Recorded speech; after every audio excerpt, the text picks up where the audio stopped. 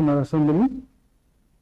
I welcome you to this sitting convened to inquire into the sales and disposal of assets identified by the Commission of Inquiry into the financial activities of public bodies, enterprises and offices in relation to their dealings with the former President Yahya Jammeh and connected matters. You are appearing today in response to a summons duly issued by this committee to provide testimony on matters within your knowledge that are relevant to the subject of our inquiry. Please be reminded that you are appearing under oath and pursuant to the provisions of the 1997 Constitution of the Republic of the Gambia. It constitutes contempt of the National Assembly to knowingly withhold, misrepresent and conceal any information relevant to the committee's work.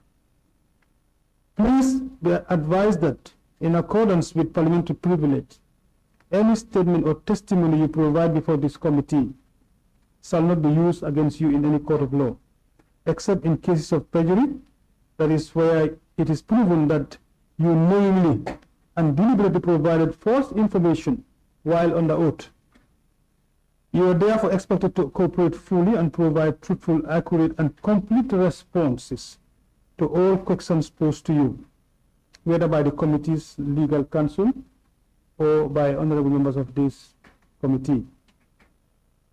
The committee appreciates your presence and expects your utmost candor and cooperation throughout this proceeding. I would also want to put it to the public as well that our anonymous email, perhaps citizens who also have information about what is happening or what the Special Select Committee will be leading, we have an open email where you can send information. We will have to put that also on the screen, but I will read for the public also to know. That is Special Select Committee at assembly.gm. Special Select Committee at assembly.gm. You can send email messages to this email, and then the Special Select Committee will receive them as they come. Let them be things that are relevant to the work of the committee as well. So, Mr. Witness, Mr. Kurang, thank you. We will go straight to the affirmation of oath before you can take.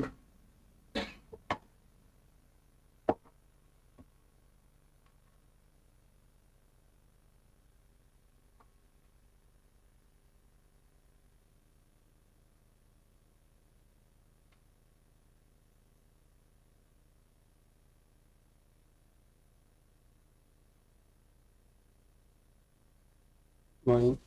So you have the Secretary, I've quoted. When you do affirmation.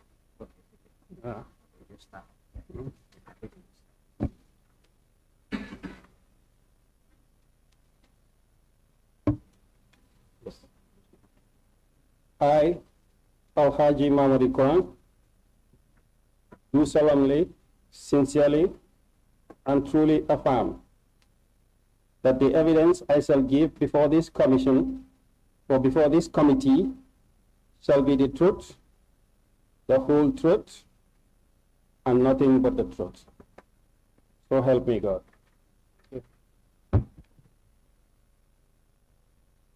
Thank you, Council. Thank you, Honorable Chair.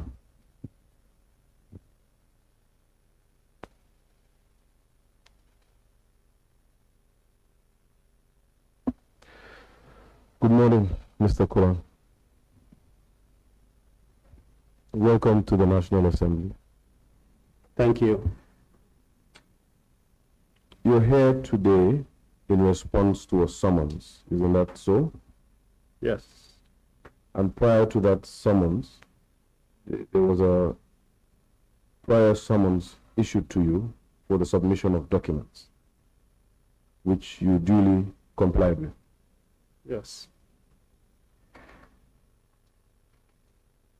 In addition to the submission of documents, which was accompanied by a statement, you made an additional statement in conjunction with the investigators of the committee. Isn't that right? Sure. Thanks. Honorable Chair, I would like to present the documents of the witness, Mr. Alhaji Mamadi Kurang, to form part of the exhibits to be considered by the committee. And the documents range and are marked as follows. AMK1 being a statement addressed to the special committee by Mr. Alhaji Mamadi Kurang, captioned "Respond to Summons," dated 27th May 2025, and attached to that as a series of documents. And the said documents are marked from AMK1, which is the letter itself, to AMK9AP.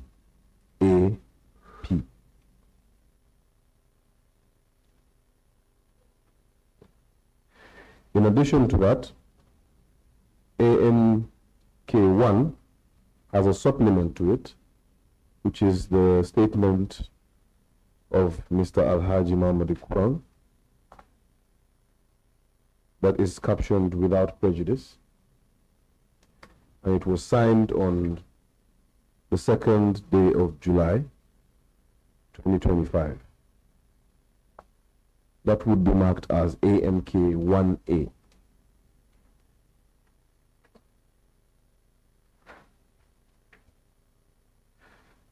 I would ask that the Secretariat provide Mr. Kurang with a list of the exhibits for him to confirm that these are indeed the documents that he submitted.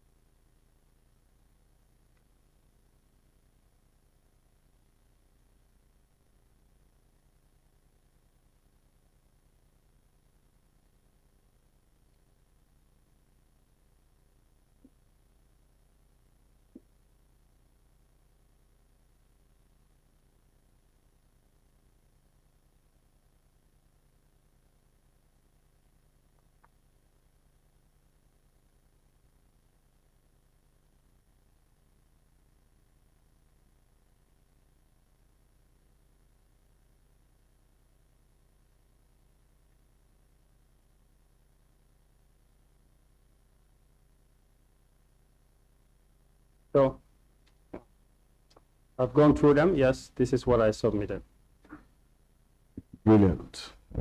Honorable Chair, that is the AMK series of documents. We will be referring to them during the course of the testimony.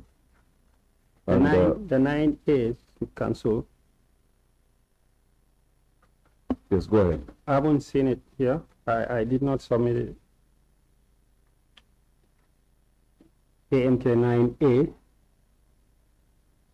AMK9A, which says on the list, Modu Lamin Sise, Mahindra. No, I'm having appointment letter. Did you say 9A or 9K? 9A.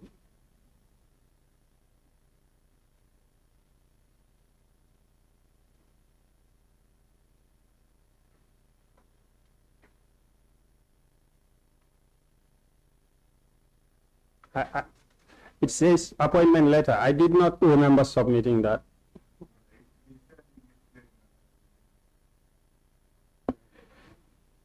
From the list I have, 9A is a receipt. From what we have, AMK 9A is appointment letter of Mr. Kurang. I would ask the From the Secretary list. to confirm. Kindly please confirm so that we tidy the records.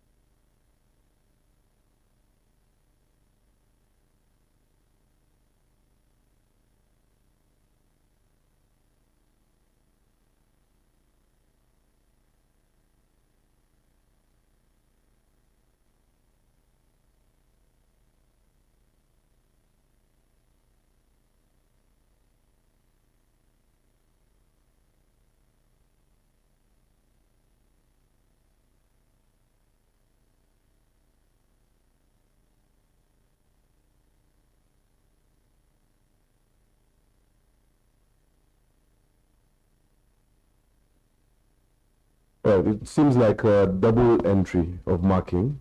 Mr. Kurang, we acknowledge that that was indeed not part of the record. We will strike it out.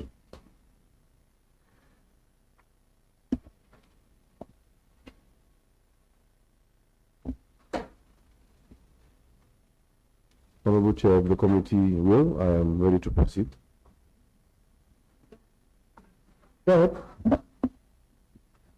Thank you. Mr. Kurang, thank you for being here once more. Welcome. The committee has summoned you before it today such that you could guide the committee on the role you played in the Commission of Inquiry, the Commission of Inquiry famously known as the Jammeh Commission. But firstly, I would like to confirm that you are indeed the first secretary appointed to the commission. Yes, I am the first secretary to the Jammeh Commission. And indeed you were appointed by legal notice number 15 of 2017. Yes, I believe so. Mr. Kurang, prior to the issuance of legal notice number 15 of 2017, were there any engagements between you and the appointing authority, the government? Yes, I had a meeting with the AG, the Attorney General. Can you expound on that meeting? What was the nature of it and what was discussed? The nature of the meeting is for him to tell me that I've been identified as a possible candidate for the post of a secretary to the commission. Mm-hmm. And he told me, if I would accept it, but before that, of course, he explained to me the basis on which they think I'm a suitable candidate. And what was that basis, if you may enlighten us? According to him, they're looking for a candidate with that fits a certain profile, and he listed a number of things. Number one, a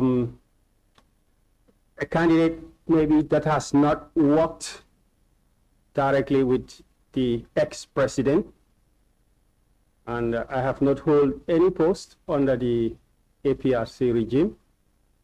One. Two, a candidate that has lived and worked in the Gambia, largely during the period of the 22 years. And yes, I've worked in the country, most of that 22 years.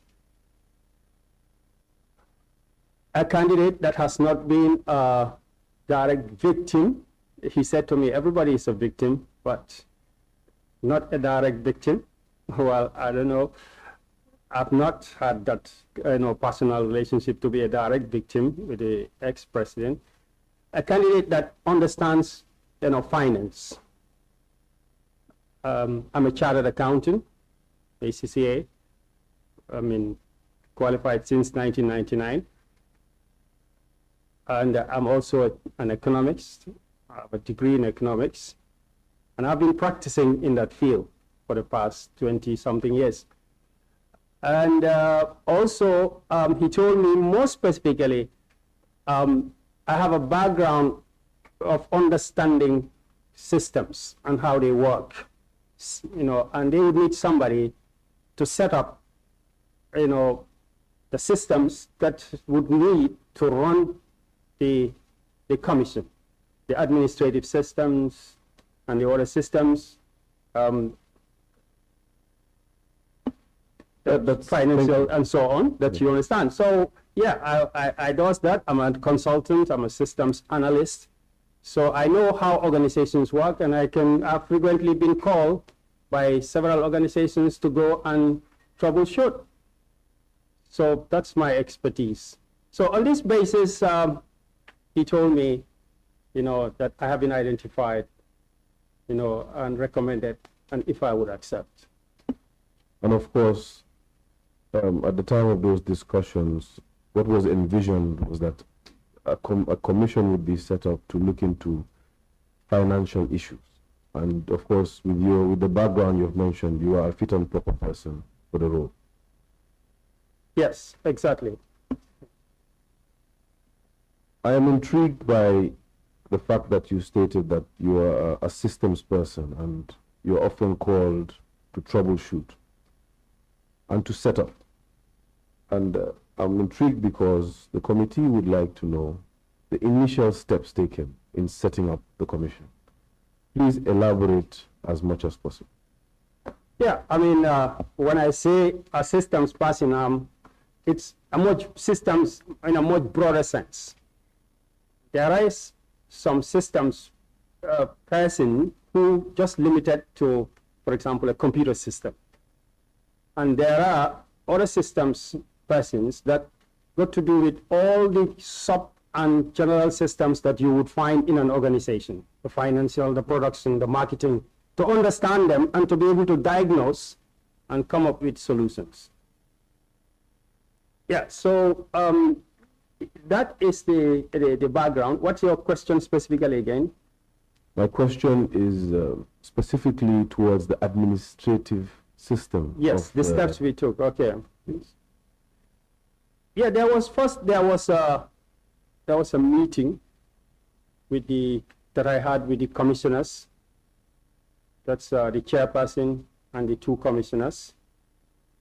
And we had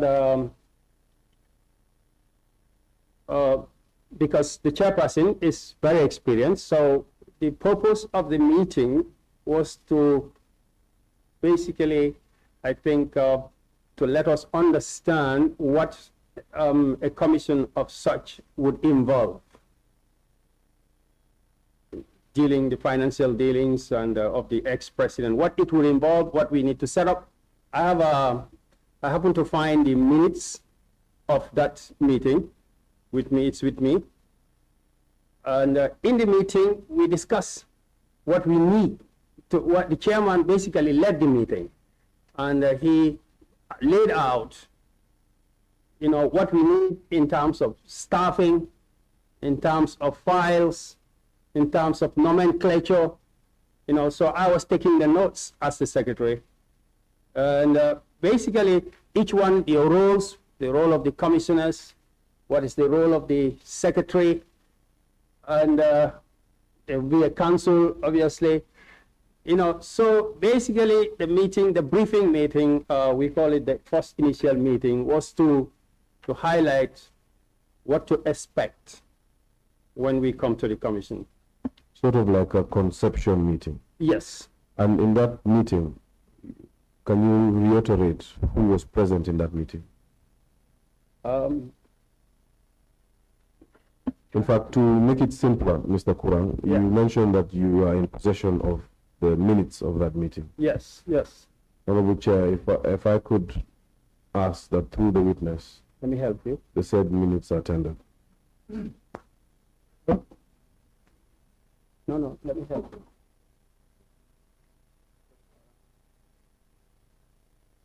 Bring that hold back.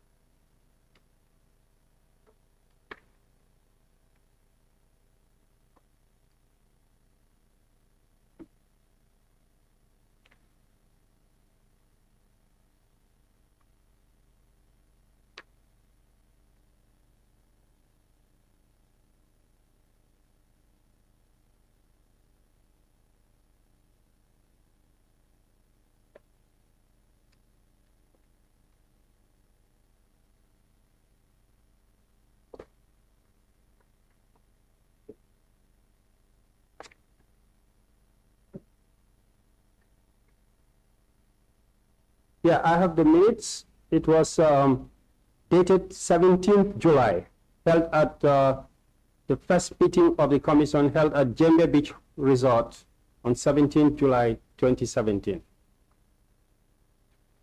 Okay, before we proceed into the formal marking and identifying of the document, Mr. Kurang, you can hold on to the document and use it to advise you, perhaps, with the following questions. What did you, in that meeting, the issue of the setup and what to expect came up, right? Yes. Did you discuss the administrative protocols that will ensue during the tenure of the commission? Yeah, I mean, in answer to your first question, the meeting was attended by Yahya Jammeh, the chairperson, Abiose George, Commissioner, Mr. Baima Sen, Commissioner, and myself as the secretary. Yes, we discussed a number of things. So it started with an introduction. The meeting opened with the chairman asking each member to express any issue they would like to be highlighted. Members therefore raised the following issues for the secretary to raise with the Solicitor General at the MOJ. Issue number one, the need to urgently have support staff in place. Number two, the progress report on installation of recording equipment. Number three, the need to have stationery in place for use by members, which is Secretariat and Council. Number four, the need to settle the matter of appointment letters. Number five, the need for security of members and venue to be settled by the AG as soon as possible. Number six, the need for copies of gazetted TOR to be made available to members as soon as possible. Number seven, the need for logistics to be urgently addressed by the Ministry of Justice. And then the chairman hence then lead a discussion of members on the following issues. One, there is an absence of attached schedule. Issue number one was discussed. Number two, the issue of the name that we will use for the commission was discussed.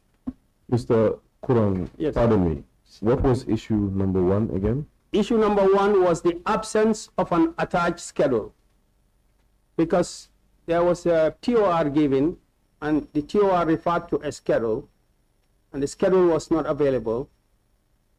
So we had to request for the schedule. It says section 3A of the gazetted TOR made reference to an attached schedule which members observed has not been duly attached. Members agreed to recommend the Ministry of Justice to have the schedule published as supplementary in the Gazette. That was issue number 1. Issue number 2, name, a name. And the note there was, members agree to use the word INQUIRY instead of ENQUIRY. That's issue number 2. Issue number 3,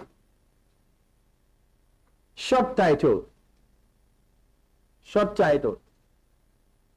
Members agreed to refer to commission as the Commission of Inquiry into the Assets, etc., of ex-President Yahya Jammeh, family and close associates. Because there was a long title from the parliament, so we had to agree on a short title. This was the short title. Number 4, summons. Members agreed to adopt standardized format for each type of summon, and for secretary to sign witness summons and chairman to sign all other summons. Also to create a waybook for summons, as well as delivery note for confirmation of evidence delivered. Each point is after deliberation. Then what we agreed on. Of course. Yeah. Of course. Number 5, exhibits. Members agreed on alphanumerical method of numbering exhibits according to subject of origin of document, in addition to have a logbook of all exhibits. It's number 5. Number 6, sittings. Members agreed to sit from Monday to Thursdays as follows. First session, 10 a.m. to 1 p.m. Lunch break, 1 p.m. to 2:30 p.m. Second session, 2:30 p.m. to 4 p.m. Fridays from 9:30 to 12:30, members dedicate to housekeeping. You need not go into the specifics. You could just highlight the conclusions of everything. The conclusion, yeah. Number 7, relationship with the media. Members resolved to adopt policy of no interviews to the media. Any media inquiries will be directed to secretary, and secretary can only give comments after contacting chairman. That's media. Number 8, subject witnesses. Witnesses shall be numbered in numerical sequence. So from the trend I'm seeing, everything here goes to the proceedings of the commission. Is there anything left on the agenda of that date with regards to administration of the commission, as opposed to the proceedings of the commission? Well, there is this thing called recording proceedings. Members expect hard copies on a daily basis. So on every day, we give each commissioner a hard copy of all the documents that were tendered as exhibits. We have a secretarial staff, so they make hard copies and share with the commissioners on a daily basis. Members agreed to start proceedings not later than 1st August. AOB, that's about members agreed to adjust sitting time needed as members will be paid into, this are some of the, these are the points. And then there is a list of what is required to start work. We made a list at the end of it. That is of interest. Can you go ahead with that? Yeah. What is required to start the work? Number 1, a security team, urgent and important.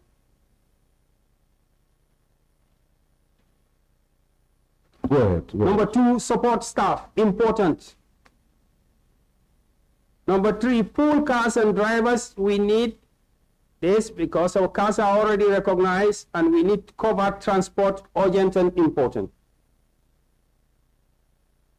Number 4, appointment letters is important. So we classify each issue according to whether it's just important or urgent and important. Number 4 is appointment letters. Number 5 is copies of gazetted TOR is urgent, was urgent. Number 6, stationary, urgent and important. Number 7, 2 laptops with internet dongles, urgent and important. Number 8, suggestion box and post office box, urgent and important. Number 9, 5 telephone sets, urgent. Number 10, 2 desktop computers. Number 11, 3 laser jet printers. Number 12, 1 filing cabinet. And number 13, petty cash expense recovery. So that was the end of the minutes. Thank you, Mr. Kurang. Going back to the first list you alluded to, and you spoke of the TOR. Yes. And that it did not have a schedule. What document are you referring to as the TOR? The TOR, I'm referring to the official, the green one. The green.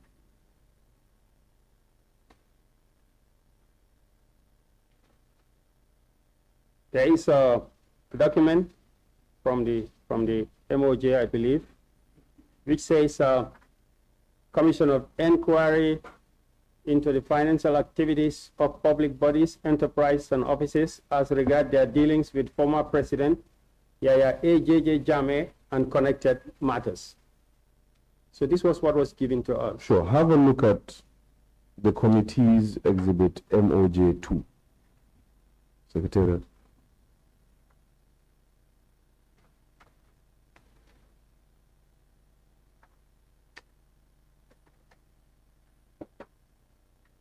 Please tell me if that is the document you are referring to. MOJ.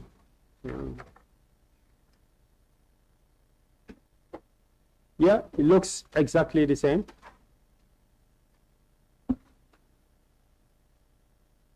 We will come back to the issue of TOR in a little while.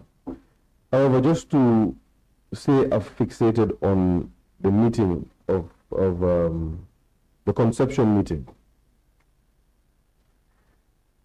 I note that several tools for administration were requested. Was that the norm, that the tools are usually requested from the MOJ, I presume, and given to the commission rather? Yes, we, as far as I knew, the MOJ was the line ministry that we were dealing with directly, except maybe this office of the president on some instances. But most of our needs, 99%, are directed to the Ministry of Justice. And these were provided for in their material forms, not in cash? No, not in cash. When we request, it goes to the ministry, and we are given the materials. So the commission never had a working budget, did it?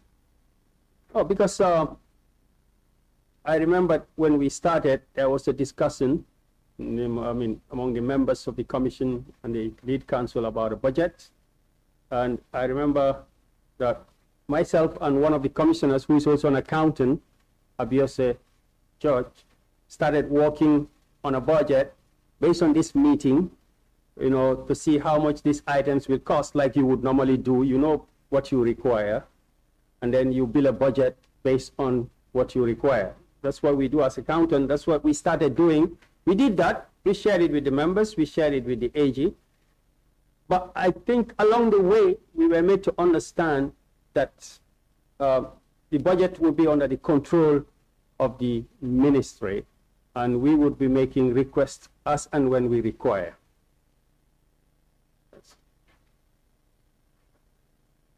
So, if I get you right, there was indeed a startup or operational budget prepared by yourself and one of the commissioners. Yeah, this is our idea at that time of what we think will be the cost based on,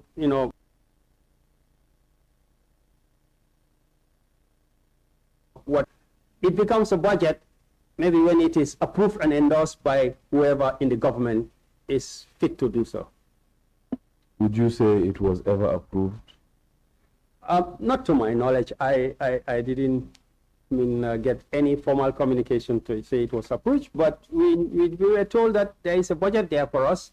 There was an accountant in the name of Alaji Babu who was at the Ministry of Justice. So most of the time when we need this thing, he was responsible for getting us this and then us, our allowances or anything else that we need. As far as I could remember, he was the accounting officer at the Ministry of Justice. Council, Mr. Kurang, would you mind to be speaking on the mic? Because it's not reflecting a lot. Oh. Yes, please. If you just get closer to the mic. Sure. So we can hear you. Yeah. Sure. So you said Mr. Babu. Alaji Babu. Alaji Babu. Yes. I forgot his surname, but yeah, Alaji Babu. So I would refer to him as the accountant then. Yes. The accountant was physically present at the commission, or was he sitting at the MOJ? He was not at the commission. He comes there when he has something to deliver to us. He was an accountant at the ministry and he remains at the ministry. But according to the administrative structure, he was under my, supposed to be under my department as the secretariat, but he is not based in the commission. He was based at the ministry. It's interesting that you chose to use the word "supposed to." Would you want to elaborate on that? Yeah, because if he was under the secretary, then I would assume that he would have been taking instructions from me. I would say, I need this, and he would go and get it for me. But it wasn't like that. Maybe on paper he is attached to the commission, but he is at the ministry, and if we need something, we make a letter, usually it's maybe signed by me or signed by the chairperson, and then we will address it to the AG and the Solicitor General, and then he is copied. So they would instruct him, or he would eventually provide us what we need. It's important, that last statement, that whatever the commission needed was provided. Was that the case, in fact? Did you say whatever? Yes. I'm borrowing from you. Yeah, whatever we need, we request from them, and eventually it gets provided.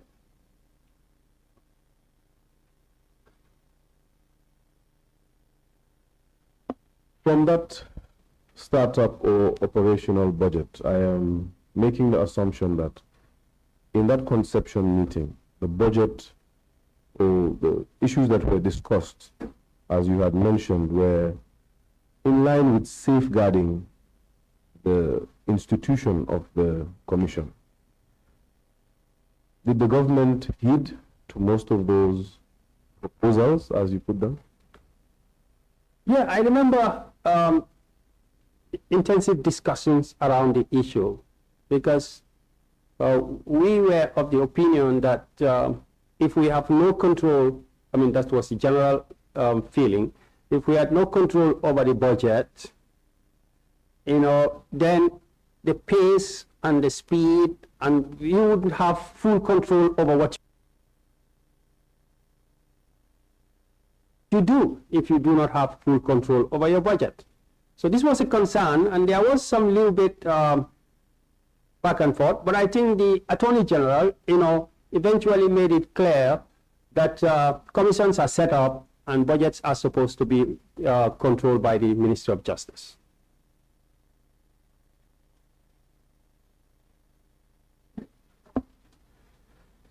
Just to circle back on an issue, the accountant, could it be one Alhaji Babu Juf? Yes, exactly. We'll come back Yeah. to that issue later on. What about the issue of internal systems? How were you meant to operate internally? Was the, correct me if I'm wrong, to my mind, there were three fundamental units in the commission. There was a lead counsel and investigation team, there was a secretariat, and there was a commissioners unit. So three fundamental units. What was the interrelation between these units? Please confirm my perception of the units and then go on to answer the interrelationship. Yes, I think that's a correct way of looking at it. The secretariat was headed by me, so I report and work directly with the chairperson, the chairman. So effectively, the secretariat, headed by me, and I report to the chairperson. The council, the lead council had, state attorneys and also maybe non-state attorneys and investigators and maybe some proofreaders. These were under the lead council, and then obviously there was the commissioners. I sit with the commissioners as the head of the secretariat, so I take notes on whatever the commissioners are deciding or whatever discussions they're having. And I am also the liaison between the commissioners and the secretariat staff and the council. Usually when the council needs something or the commissioners need something from the council, I get it for them because I sit with them, and then I would contact the council to do that. And because the commissioners usually don't deal with members of the public. So anybody that has got any letter or any suggestion or any address to the chairperson, etc., any kind of communication usually is done through me to the chairperson if it's a letter addressed to the chairperson or to the council. And that, Mr. Kurang, is appropriate as you being a systems guy, systems person. It's an appropriate setup because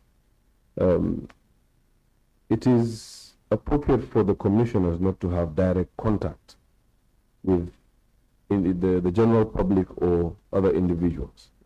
Isn't that so? Yes, I was made to understand from the beginning by the chairperson that in order for them not to be prejudiced, they do not need so much information. They don't need direct contact information coming to them. And also in my first meeting with the council, she explained to me, that information would come in through me, and when the information comes, some of the information that comes to me, right, or information that comes to me is for the council, and not every information for the council is actually for the commissioners. So effectively, from that statement, you were the administrator for both the commission and lead counsel and investigation team. I am the administrator for the commissioners, but the council does their own administration, except for matters which are specified and exclusive for the secretary, keeping of the files, serving summons, keeping records, multiplying documents for distribution, receiving letters from outside, and then passing them over, or other administrative matters, yes. But they keep their own files, the councils keep their own files, their own records, and their own information. Thank you, Mr. Kurang. That was a good bird's eye view of the operations of the commission. However, I would like to look at it from a detached point of view and look at it in such a way that you are appointed as the secretary to the commission, and however the internal structures were played, it is still a fact that the legal team is part of the commission. Isn't that so? Sure. So you are the administrator for the commission. Yes. And all external communication in an ideal situation should go through you. Should, yes. In an ideal situation, yeah, because there has to be a central point. Was that part of the meeting, your conception meeting, that all correspondences will go through the secretary? Was that agreed upon? From the meeting with the chairperson, yes, I mean, the general understanding, I think, was an ambition that it would, all information would come to me, and then eventually, from what I know, I would use my discretion or what I've discussed with them to see which one of this information should be passed to and who it should be passed to. And that was similar to the discussion with the council. The initial discussion was about what should not go to the commissioners and what should only go to the council. So essentially there were two briefings for you and your secretariat team. Yeah, I mean, the main briefing was the one with the chairperson. Indeed, and the other two commissioners. Yes. The other one was more like a briefing or a dialogue I had with the lead counsel for her to tell me her expectations and for me also to express what I thought, was the situation. And I think maybe we disagreed, maybe we don't agree. Perhaps maybe you can tell us what happened. Did you disagree or did you agree? As an administrator, was that an appropriate protocol? Yeah, I was. Go ahead. So, well, I think, she was trying to direct my mind of what I need to do with information that relates to her and what relates to the commissioners. I think it would have been more appropriate for her to give me that information in the presence of the chairperson, but of course she chose to do it at that time. And, maybe when for example, she told me some information are for me and some are, for me only, meaning for the council only. So I remember I made a statement. I said, well, I think all information is for the state or for the public. Maybe she didn't like that. So she told me, well, when we get in there, when we get into the hall, you're going to be mute. I didn't understand what she meant at that moment during that briefing. But I just simply responded that, well, maybe one day I will have a chance to talk. But later I understood that the secretary does not speak when the session is on. Thank you. Yeah. Thank you. As an administrator, when documents or any form of correspondence comes to you externally, would you minute it to the relevant personnel or officer, the action officer, and copy it to your superior in this scenario being the commissioners? Or would you simply just remit it to the action officer? It depends on the type of information. For example, what would you give as an example? Information is handled according to the type of information. For example, if an information comes from a government department like the Ministry of Justice and it is addressed to the chairperson, I would take it straight to the chairperson, Usually, every information I take to the chairperson, I will give the council a copy. Now, obviously, if it is about evidence on what is going on, that is a matter for investigation. So I would take it to the, or I would instruct for the staff to record it and take it to the council.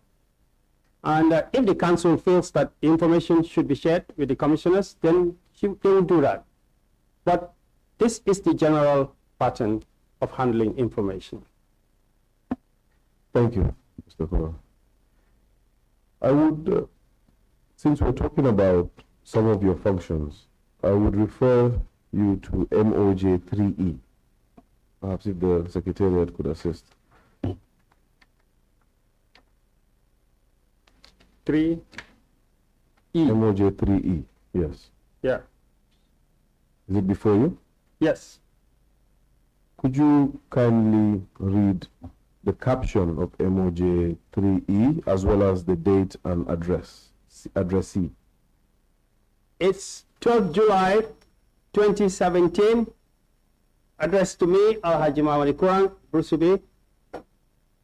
Appointment, the subject, appointment as Secretary to Commission of Inquiry.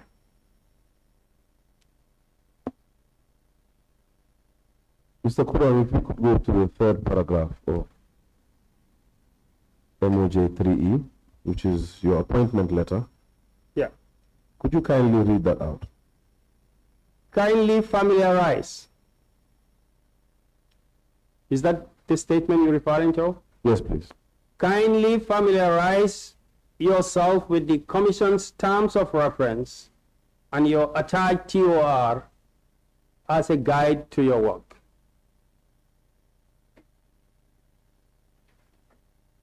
What did you understand the Commission's terms of reference to be? Is it the document that is marked by the committee as MOJ 2 that you earlier made reference to, which is the legal notice? Yes, that's what, I would assume to be the terms of reference. Okay. And in addition to that terms of reference, your appointment letter stipulates or seems to indicate that an additional TOR was developed and attached for your perusal. Was that the case? Where is that indicated? Kindly read MOJ 3E, paragraph 3. Yeah, kindly familiarize yourself with Commission's terms of reference. So I assume they're referring to this. Yes, so read the entire sentence. And your attached TOR as a guide to your work. Yes. Yes, there would be something to spell out what specifically is for the secretary. So you confirm that that was there? Yes. Yeah. I mean, was that the case for the commissioners as well, to the best of your knowledge? No, I have not seen the commissioner's letter. I can't remember seeing their own letter. I think everybody was giving your own letters. But was information as to their TOR divulged to you at any point?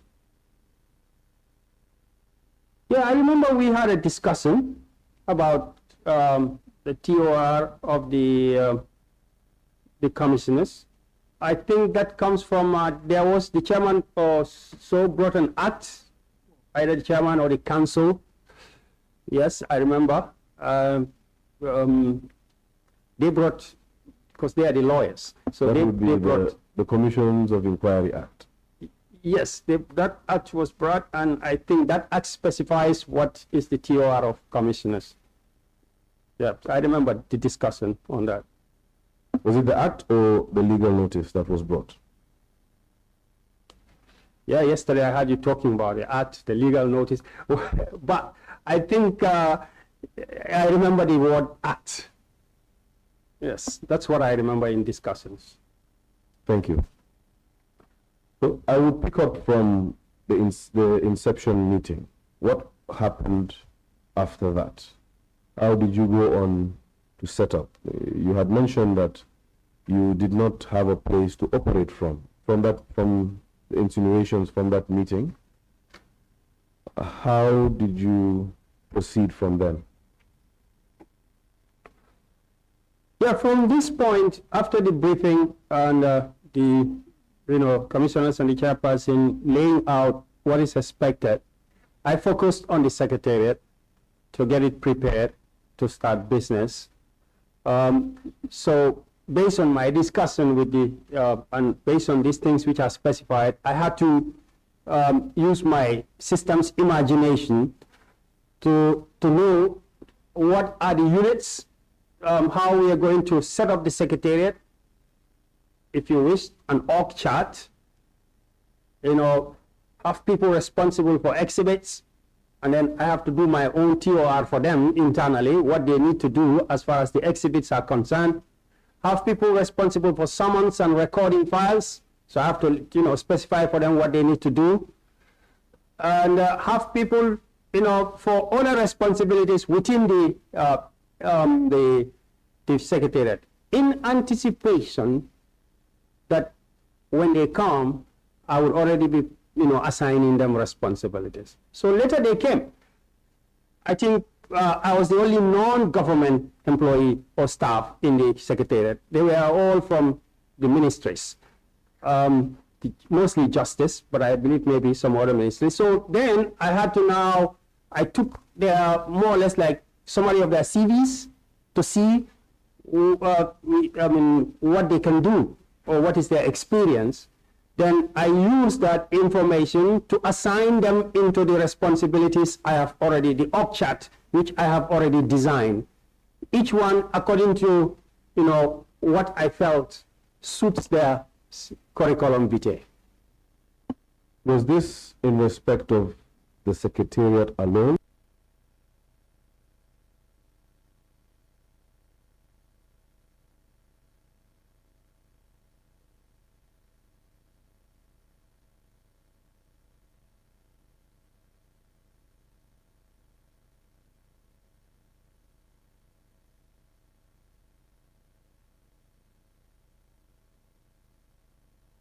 On all the secretarial staff, which includes secretarial works, assistant secretaries, the transcribers, people doing the recordings, and obviously I had to make security arrangements. Once security arrangements come to the commission, I'm responsible for the security officers. So these were the staff under me, not the investigators. And the staff under you, what were the protocols for communication to the commissioners? Would they be channeled through you? Yes, I was the head of the secretariat, so I had an office in the secretariat, in the department. I had a small office there, where is an open hall, so all the staffs were there. I designed it, and we had some few cubicles.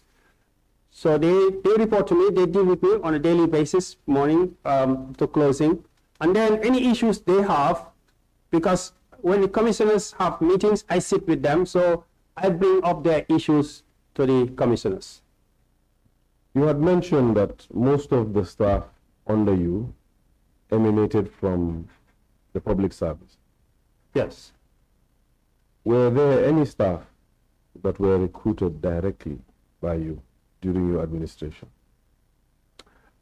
I brought in two assistants, which then were taken over by me. I take care of their expenses. So they stayed with me for throughout my tenure there, because documents you need to have trust when you're handling that kind of documentation. So they were not brought in as staff, they were brought in as interns with me.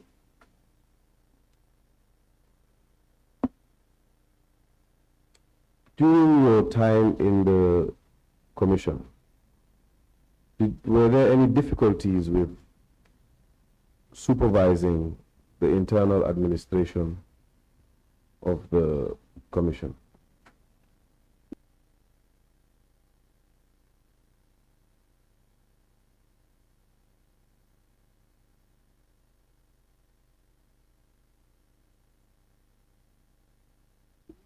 Yes, I mean, it's challenging because I came from the private sector, you know, and maybe the speed in which I like to do things and the manner, I mean, it's not always in line with the government, I mean, working culture sometimes. So we had those clashes, but as the leader of the team, I had to, you know, depersonalize, you know, issues and face challenges and take them as a learning experience. So yes, we had challenges because people come from different backgrounds and so on.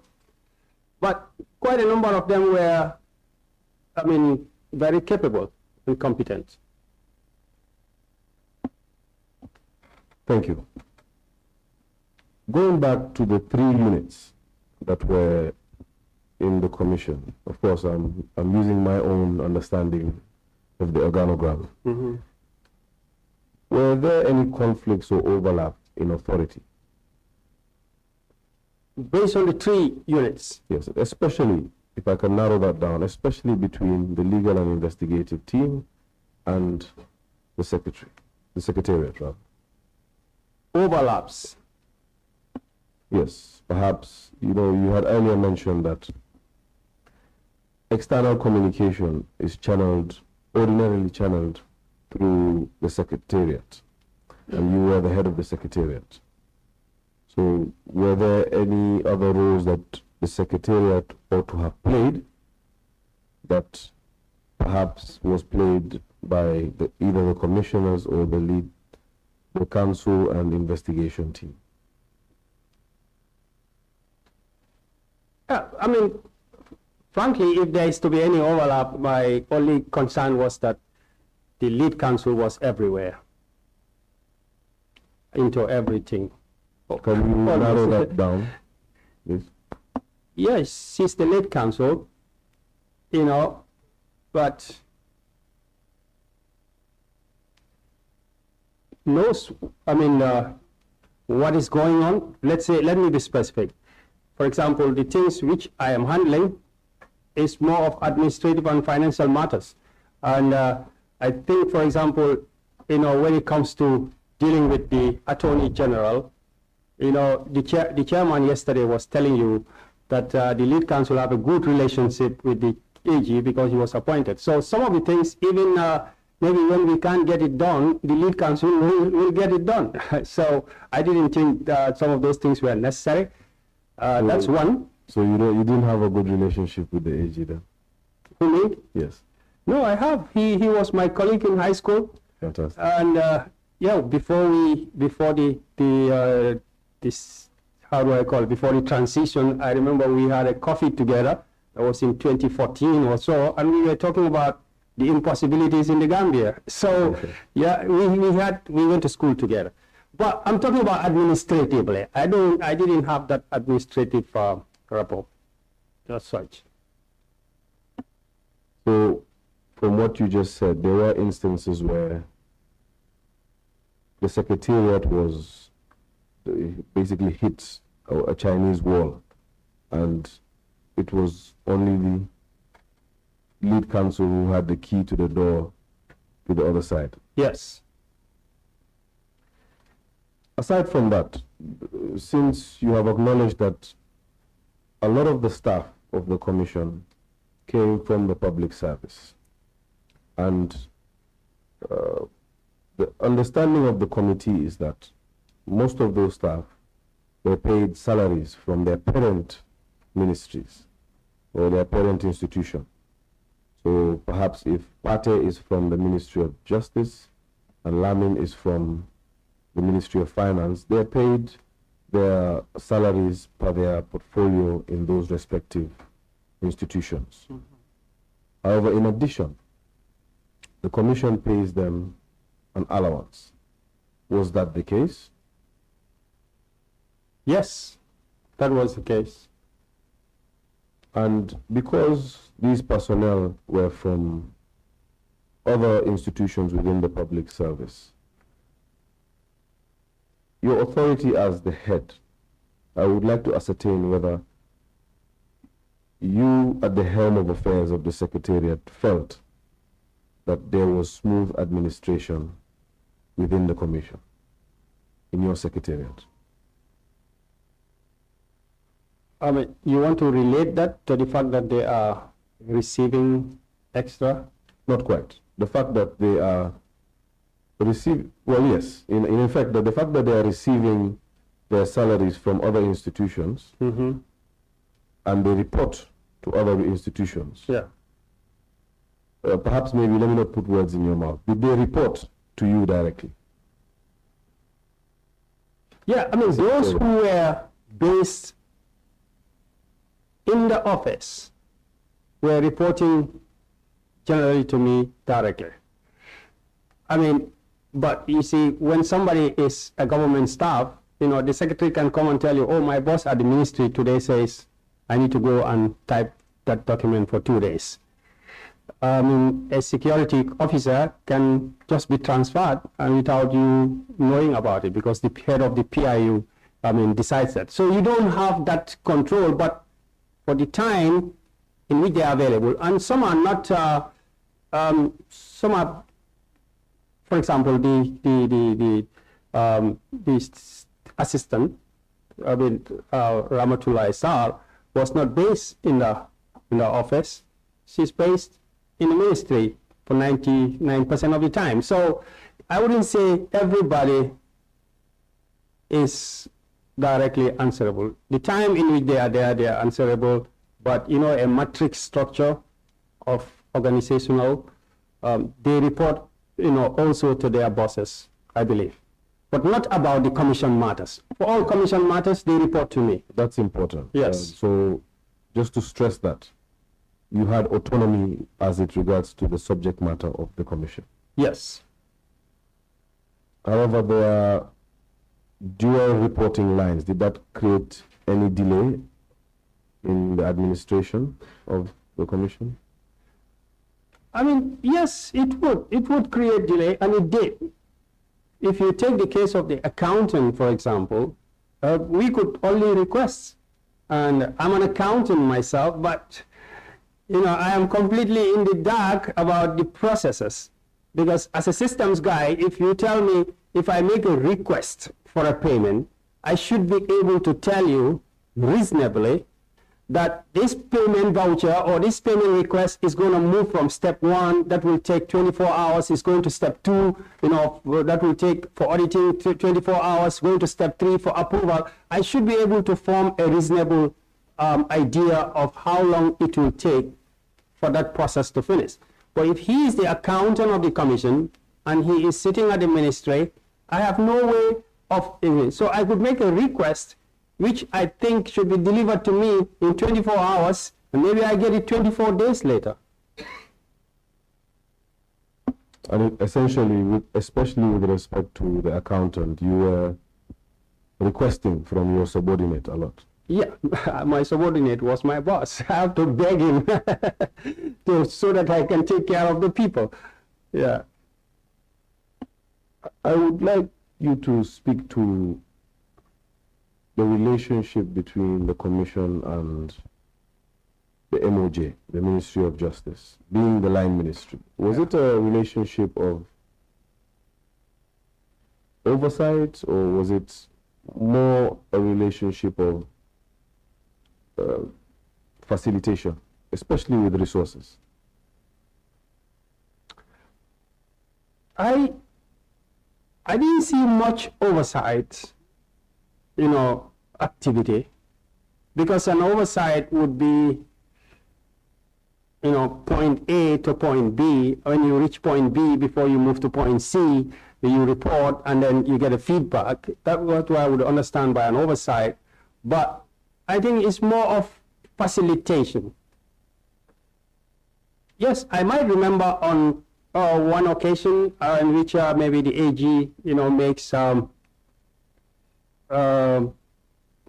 maybe makes comments or about, you know, the what this government needs, but that's not an oversight. That's maybe 1 or 2 requests from the Attorney General on what the Commission, you know, what they want the Commission to do. So in terms of oversight, no, less of that. In terms of facilitation, yes, more of that.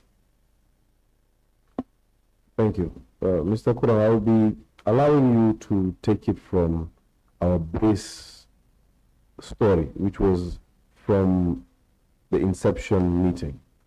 But from time to time, I'll be distracting you, if I may. Sure. To fish out certain things. Sure. And at this point, I would like to take you back to that meeting. Okay. After that meeting, what happened? Yeah, like I said, after the meeting, I had to come back to the secretariat and then try to create a secretariat with the staff, try to request what I need from what my discussion with commissioners, to make a list of the things I need to write and request for those things from the MOJ using the appropriate channels, to receive the staff, to interview the staff, have a meeting with the staff, to identify the background of the staff and to allocate them to the individual responsibilities that are there, to create the files that need to be created for the secretariat, and to create the logbooks. So all the housekeeping, we call it, is what I was basically busy with, to get the systems working in terms of transcribers, liaising with the technology people to make sure it works. So I was trying to get the organization ready administratively to be able to do its job. That's what I was busy with. And that was eventually done, correct? Yes, all those things were done. So at what point was there a subsequent meeting with all three units for briefing before operation started? Yes, there was, because when we did this meeting with the commissioners on 17th July, I believe there was eventually another meeting with the lead counsel to brief her on what the commissioners have agreed on. So that was also a meeting with the lead counsel and the commissioners and myself. That took place, yes.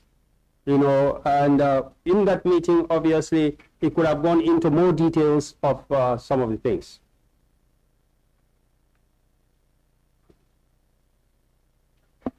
And do you recall the date of that meeting? I wouldn't recall exactly, but I know it has to be between the 17th, for example, when we had this meeting, and August 1st. Within the 2 weeks, there was possibly more than one meeting in which we have to update each other about what we wish to do, to-do list, and how far we have gone, and what remains to be done. Before we proceed, I would like to distract you once again. Okay. You had mentioned that MOJ would engage you on certain, to use your words, inputs of what they wanted. Could you kindly elaborate on that? That's when you ask about oversight. Yes. Oh, yes. So I said that there was nothing oversight as such, but, from the ministry, I do remember, one or two occasions when the AG came, and maybe the investigator had gone for some time, and the government had needed some things to be done, according to him at that time. So, it is an expectation on the commissioners maybe to act. This was basically to do with landed properties. I remember the AG came with a request, possibly from the cabinet, to say that some of the landed properties, particularly in the TDA area, that were being investigated, and maybe had been frozen or sanctioned at that time, and then it need to be unfrozen or unsanctioned, whatever you say, and the action of the commission will be needed. So basically this was a discussion about timelines and what the principal needed from the commission. Before we move on, I would like to move you on to AMK 1A. But perhaps before we do that, Mr. Kurang, or while you look for AMK1A, which is your statement taken in conjunction with our investigators, it wouldn't be in that compilation, yes. Yes. I would like you to comment as an administrator, purely to guide the committee, on your view of how the administrative setup of the commission helped or derailed the work of the commission. On which page of this? That is before we go into the statement. I am soliciting your guidance for the committee. Frame it again. As a systems person, Yeah. what is your view on the setup, the administrative setup, budgetary, and all that encompassed? What is your view on the setup of the commission in the attainment of its purpose or derailment of its purpose? The setup. Administrative setup. The administrative setup. Yes, I think number one, the fact that the commission did not have any control over its budget affected a lot of, or delayed a lot of things in the commission. You know, requests can be made for items that you need administrative to run the place, and they can be, they tend to be delayed. You need equipment, etc. Allowances frequently delayed, and sometimes maybe that kind of destabilize the staff or make them feel demotivated. So this is one aspect of the administration. You know, for example, sometimes the commission wants to do a site visit, and then they didn't have the funding to do it on time according to their schedule. So budget matters cause problems.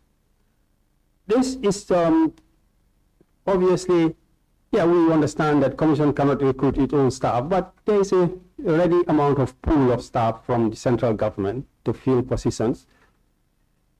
Apart from this, for the success or affects what? Did you say? You said it affects the general purpose of the commission. Perhaps if I could give you context. Yeah.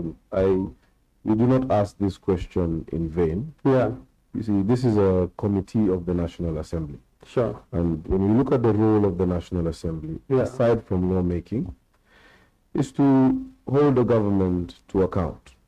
And encoded in the lawmaking mandate of the National Assembly is the influence of government policy. And of course, this was a policy to take this form of a commission. Now, if one thing or the other affected the administration of it, it would be prudent in the exercise of our functions as a legislature to bring that to the attention of the executive, so such that future commissions do not suffer the same fate. That is the intent in which I solicit your guidance. Sure. So I mentioned the administrative bottleneck. I think the other administrative issue, which for me was a concern, looking at it from a helicopter view, is that the lead counsel was maybe too overreaching, I would say, or, I mean, I don't know why that happened to be the case, but that obviously affected a lot of things in the commission. And that has to do with the organizational structure of the commission. That could be,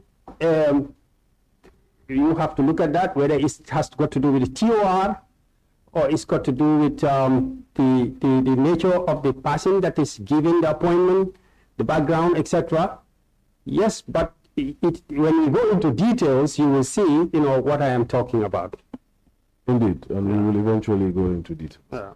However, in your view, was the fact that all personnel generally were referred, I mean, save for the fact that most of your letters, when I say your letters, I mean yourself and the commissioners, except the chairperson, made reference to an additional terms of reference. However, these terms of reference have not been attached in any of the submissions to put it on the record. Would it be your view that perhaps as a policy consideration, these terms of references for each individual should be spelled out in separate documents? Yeah, I think it's very important because, you know, being clear with the TOR, you know, avoids duplication. It can avoid abuse of power. It can avoid conflicts, interdepartmental or whatever conflicts. So having them properly defined is an important component in getting the administration right. And you have mentioned in your testimony today, or perhaps you have alluded to it, and this committee had the privilege of hearing from the Honorable Attorney General, and he too mentioned in his testimony that contact could be made between the Commission and its line ministry, which was the MOJ, through phone calls, and sometimes quite informally. Was that your experience, that were all requests formal, or were there other forms of requests in your experience? My experience would be that the requests that, you know, we make or are made through me are usually written. Yes, the chairperson always insists we write, and I usually always write when it's a request from for the Ministry of Justice. But when there is maybe a follow-up, I mean, once in a while you can write reminders, or you write emails, but generally we can do follow-ups. Oh, yes, I've done follow-ups by telephone call. I've called the AG before, called the Solicitor General, called the accountant, and call anybody I can in the ministry just to get what the Commission needs. Thank you. Perhaps now we can move into your statement, which is AMK 1A. Is it before you? Yes. I'll direct you to the second page and the first paragraph on that page. You make reference to an organizational chart, which you have reiterated in your testimony today. Do you perhaps have a copy of that organizational chart?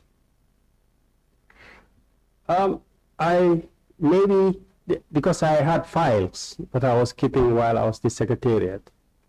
In those files, it will be there. I don't have a copy with myself, but I can fairly remember offhand what transpired in the org chart.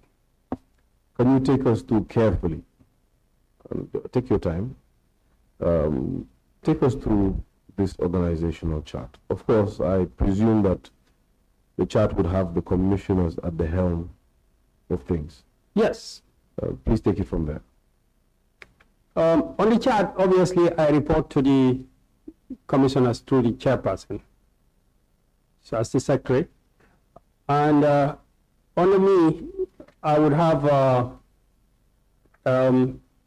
there's a unit called transcribers, about 4 or 5 people that are responsible for recording the proceedings. These are brought from the judiciary, I believe. And then there is a section that I created that was responsible just for the exhibits, filing them, labeling them. So we created a system whereby if the exhibits come from the commission, you know, somebody sits with me there and takes this back to the secretariat office, label them, describe them, and file them. And anybody who needs those exhibits, whether from the councils or commissioners or anybody, you know, there is a logbook and a recording system to record what you've taken out, and then the in and out movement of the exhibits. That was we call it the exhibit unit. And we also had another unit specifically for correspondences, typing documents, and so on. That was there too. There was another one for summons, dealing with summons. I created 1 or 2 people just to take care of the summons and to make sure that they are delivered on time, you know, and when they are delivered, they are recorded. If they are not able to be delivered, what are the issues? And there was a unit also I created maybe just for taking care of administrating things, making sure if I run out of paper, because they are from the Ministry of Justice, so they know how to go and get that. So we will say, okay, we need this, and that unit is responsible for contacting the accountant and other people or following up the letters I have written and requested for items to make sure that the items come to us. And then obviously there is the security. There is a DSP, Deputy Superintendent of Police. The securities were basically of 2 types. The bodyguards, the plainclothes, and then the uniform guards that guard the premises and also when the commission is going out. So these were the units that were working with me. So how did the legal and investigation teams relate to that organogram?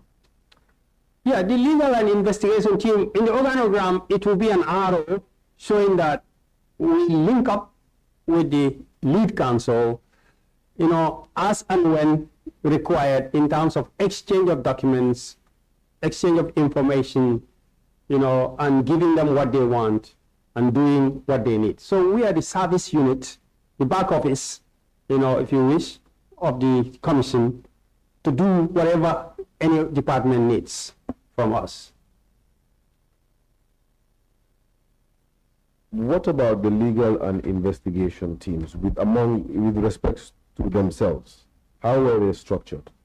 What I understood, I didn't see the organograph because they fall under the lead counsel. I didn't see the organograph, but dealing with them, what I have seen is that they are usually mostly policemen. There is somebody from the Financial Intelligence Unit who is not a police officer, but they were assigned specific roles that each one of them will be running. So I will talk to maybe one of them, and maybe he's into researching about landed properties. Then I will talk to another one, maybe he is dealing with companies of the ex-president. And then I'll talk to one of them, maybe he's dealing with the banks in terms of getting documents and so on. So the lead counsel is the one who assigns them what to do on a daily basis and have briefings with them on a daily basis. So for their work with me, it only pertains to when they need something from me, you know, to facilitate their work. So Mr. Kurang, where would the valuers, what department would the valuers for the commission be stationed at? Would they be stationed with the legal and investigation teams, or would they be stationed at the secretariat? Or were they outsourced? Yeah, when you say valuers, I would assume you're talking about valuers of the cattle, valuers of the vehicles, and valuers of the landed properties. Valuers of all assets. Yeah. Different valuers. The landed properties, they had a person from the lands and surveys that is not based in the commission but comes and deals directly with the lead counsel and the investigator. The valuers for the cattle, the livestock, Department of Livestock, were contacted, you know, upon the order of the commission. When they were needed, they were contacted. Can I take you back before I forget this point, Okay. Mr. Kurang? You, in your answer, you said for the valuers for the land, they were contacted from the ministries, from lands and surveys. And you said they were contacted. Who contacted? Well, I didn't say they are contacted, but I believe, yes, they are contacted. So, and I said that they deal directly with the lead counsel. So the lead counsel would be the best person to explain how the land property valuers come about. So I will take you back to the TOR again.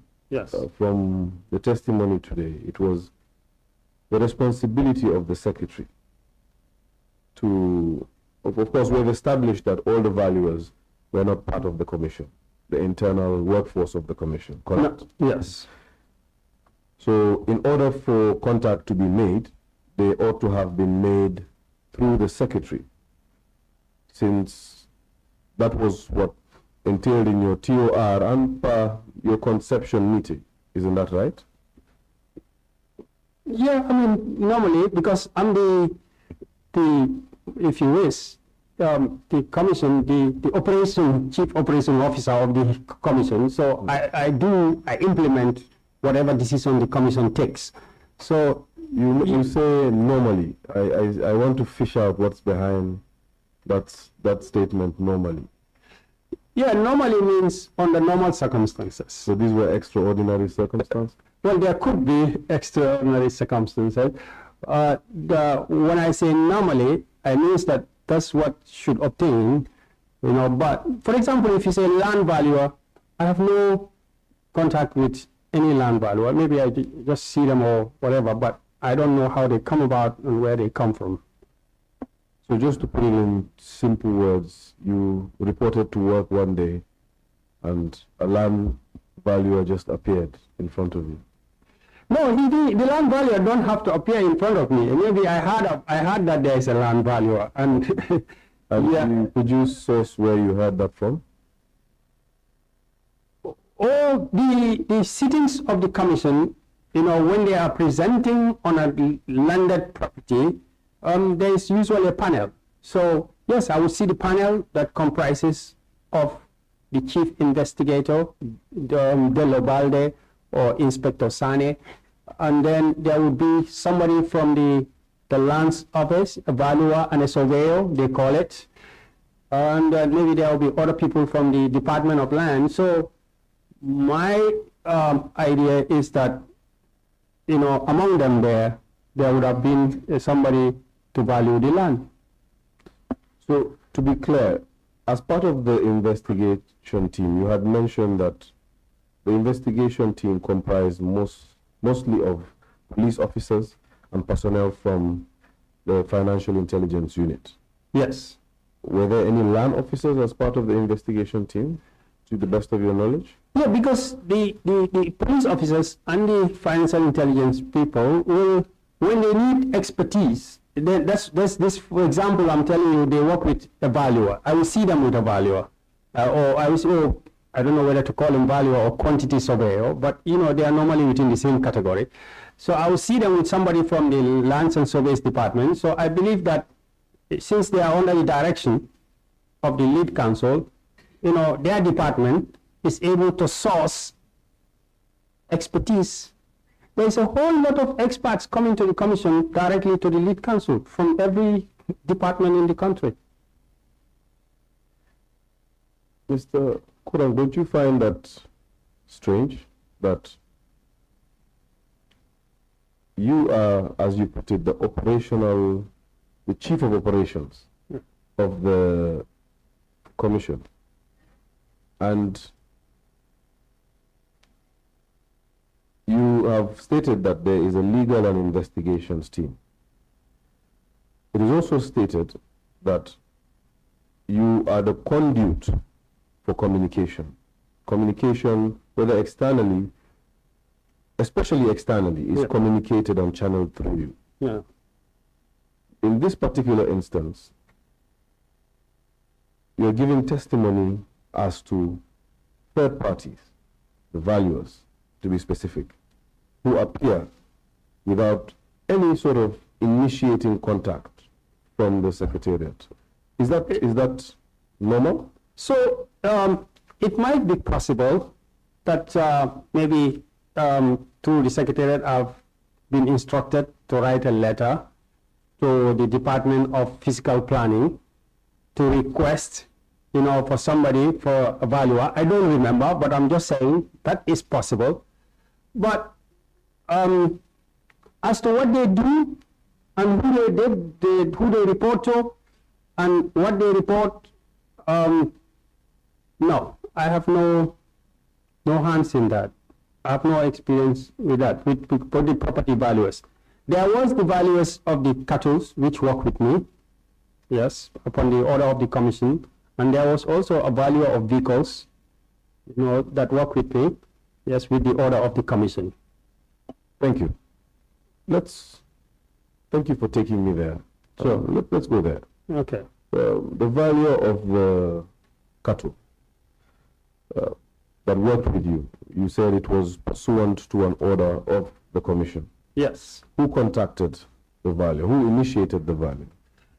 I think the commission would have made a decision. Yeah, the order actually is that the livestock department was mentioned as part of the order. So yes, I think I would have been the one to write the letter to the department and requesting, and yes, then they send in the valuers. So when you make reference to an order, yeah, is it an order of the commission or is it a prior order? What's the difference? So what the question is, yeah, just to give you context, okay, is there was an order from the High Court prior to the establishment of the commission. Do you confirm this? Yes. And that order of the High Court basically steadied the ground before the commission assumed its mandate. Yes. That order had some elements of what you're talking about now. Yes. So I would like you to clarify whether you are referring to that order or a subsequent order that the commission made, electing a valuer. Yes, the order you mentioned about before the commission came to being, I heard you talking about it yesterday, was a 3-month order, isn't it? The order I am talking about is the interim order made by the commissioners during the sittings. Thank you. Yes. So the commission made interim orders, and I'm sure perhaps this point should be taken with other persons, but as secretary you observe. Yeah. I am well aware that you're not a legal person, but you're an administrator nonetheless. The secretary made orders. Why were the commission make orders? Sorry, my apologies. Yeah. The commission made orders. Yes. How were those orders made? Were they prompted? My understanding was that there is a procedure. The council's office would usually prepare what they call an application. And I think this application usually is prompted by some other background information. And when they prepare the application will be brought. And then later, I think the application will be endorsed by the chairperson or the commissioners. And once that is done, then the order will follow suit. Yes, so there is always an application from lead counsel, which the commission would gauge the merits of it. Yes. And grant or deny the order. Yes. And if they grant it, deny the application. The application. And if they grant it, yes, an order is made. Yes. My qualm is, does that order or application spell out the individual who is to be elected as a valuer? The individual or institution that is to be elected as a valuer? Yeah, like in the case of the cattle, I think the application and the order specified something about the Department of Livestock Marketing. Yes, as regard to the valuation. Can you remember any other applications that were like that, that specifically referred to persons?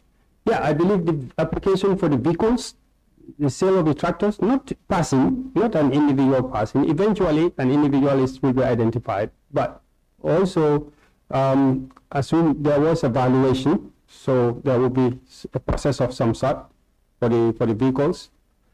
The landed properties, obviously,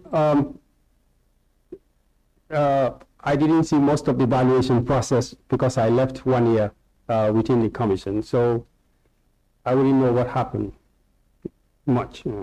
So, to the best of your knowledge, your personal knowledge, except for the landed properties, all the other properties were valued by institutions? No, the livestock was valued by personnel of the livestock board or something. The vehicles, specifically the tractors, were valued by one Mr. Njai, I think. He was the former managing director of the Kotu workshop. What do you call that? The Maintenance Service Department, MSA. Yes, I remember that. Because he was the guy who was, I think, if I could remember, who was in charge of the Kotu workshop at the time that the tractors came from India.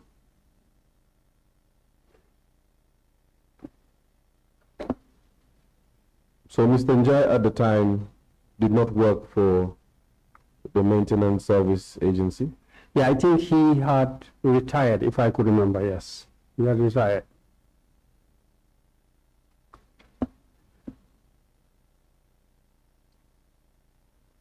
Aside from Mr. Njai, to stick to Mr. Njai actually, who identified Mr. Njai as the valuer?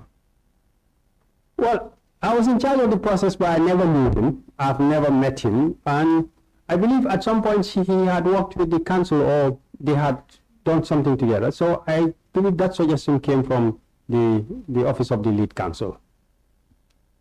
So perhaps I could give you, to be fair to you, give you the benefit of context before I follow up with the question. Before the establishment of the commission, there was indeed an order by the High Court. Yes. To basically ready the ground for the commission. Yes. And that order was in effect that it placed certain assets to certain institutions. And it is not a surprise that the commission would ask that the Gambia Livestock Marketing Agency value livestock. It is not a surprise because that is precisely what the order placed custody. Sure. Oh. However, what the committee is interested in is other subsequent persons who were appointed eventually as valuers. How did their appointment come about? Especially those who did not come ex officio. By ex officio, I mean those who did not come because of their resident offices, those who came in their personal capacities. How were they appointed? Yeah, the only example of that would be Mr. Njai, who valued the vehicles. Yeah, like I said, I never met him before that, and he had come from a recommendation. And, you know, there was a guidance given by the commission as to what they would pay. They would pay they were ready to pay for valuation. So that guidance would have determined that. And who would that guidance be communicated to? Oh, that guidance would definitely be communicated to me. And if I draft a contract, I would run it along with what they have said, since it is their instruction. And, you know, with the advice of the council, they would have agreed. And then the process will take place. Okay. Mr. Kurang, to be fair to you, we will take a short break. Honorable Chair, if I could request that we take a very short break at your discretion. All right, we can take a short break for at least 30 minutes and we come back again. Thank you, Mr. Kurang. Thank you. Meeting adjourned.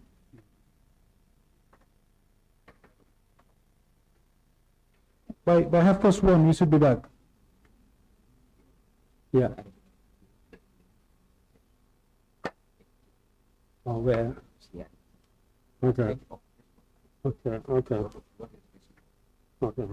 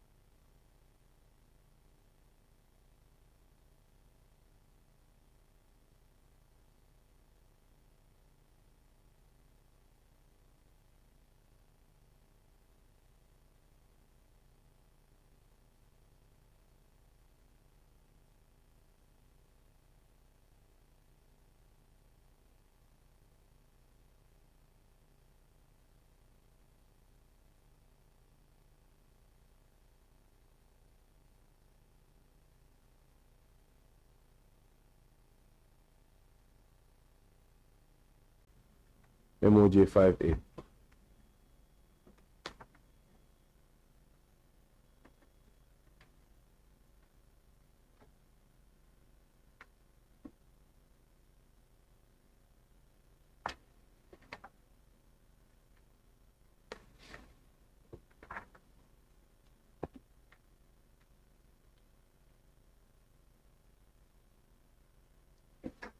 Yes, I've seen it. Have a look at paragraphs 2, paragraph 4,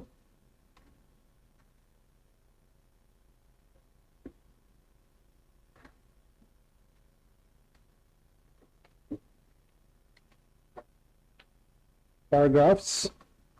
look at paragraph 2, and paragraph 4.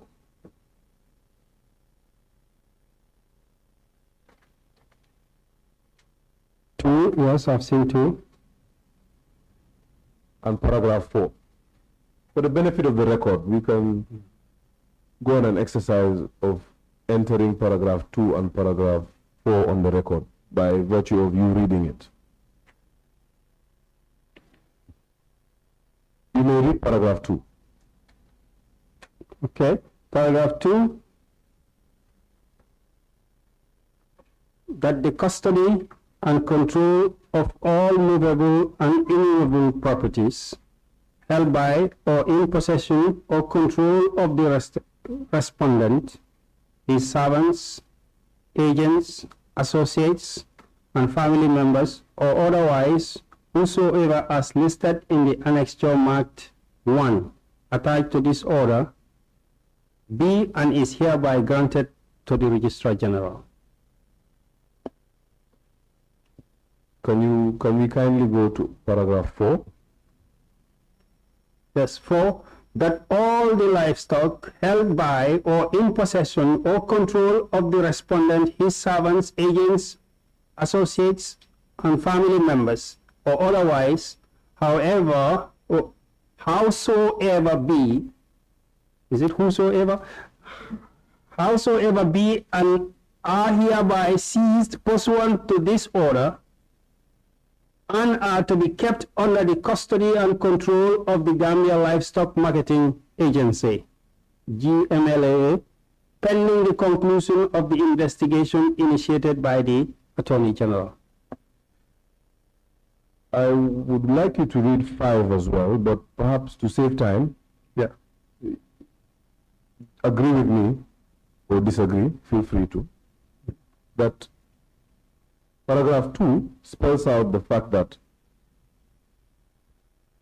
movable and immovable assets will be placed at the custody of the Registrar General. Paragraph 4 states the fact that livestock would be placed at the custody of the Gambia Livestock and Marketing Agency. Paragraph 5 also does the same for wildlife. Can you confirm this? Yes, that's what I can see in the paper. To give you context, this is a ruling made before the commission was set up, and I alluded to this ruling before we went on break. Yes. Now, just to repeat myself, but out of the abundance of caution, and to be fair to you, this ruling, or rather this order, was obtained by the government of the Gambia to safeguard the subject matter what would eventually be the subject matter of the commission, which are the assets of the former president. Upon assuming office, did you have any interaction with any of these institutions mentioned in this order?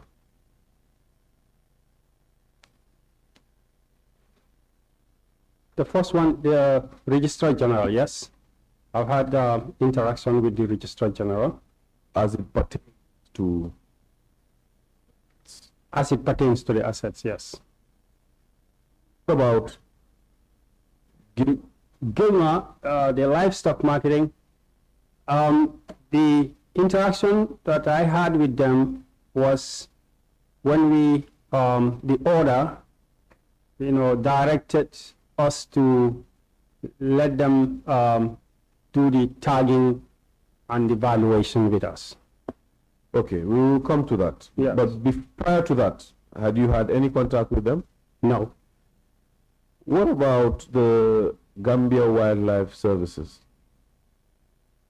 The wildlife services, I only remember after a visit by the commissioners to Kanilai, there was a concern for some of the wildlife, the hyenas, more particularly the hyenas, because they were starving almost. And I remember I was asked to make contacts so that somebody could take care of the hyenas. I didn't, I think there was the contact, but the contact was with, it's not the wildlife, it was with an organization called Horse and Donkeys. It's also an NGO, but I think it's a wildlife. Horse and Donkey Trust. So the contact was with them, and what I get, when we told them what was on the ground, because most of the wild animals that were there, I think the urgent problem at that time was the hyenas were starving. So they went there. I remember they gave us a feedback that they went there and gave them, food and took care of them, and they fared better after that. But that was the only contact I had about the wildlife. I hope they did not feed them horses and donkeys. Well, they told me they feed them with meat, and because the hyenas were very aggressive when we visited. So, but after feeding them, they reported to me that you could even touch a hyena without your hand being bitten off. Did you proceed to touching? No, I never tried that. So just to be clear, you did not have any contact with Gambia Wildlife Services? No. Your contact with the Registrar General, which assets, what was the nature of assets that you discussed with them or with him? Yes, we were supposed to, we were directed to do inventories for him to give a breakdown of all the assets that were under his custody. I think the first contact was when he provided some kind of a report to give us the status of the assets under his custody. When you say him, you referred to him. Who was the Registrar General at the time? I could remember it was Aliu Jalo. Yeah, that's the name I could remember. Thank you. Now, you had alluded to an order. Yes. From the Commission. Yes. With regards to the livestock. Yes. Kindly take a look at MOJ F1. And you have to forgive me, the next process here will be very slow and sure. So we are trying to be as thorough as possible. MOJ F1. Oh, I have numbers. F5, which number? 8F1. 8F. 8F.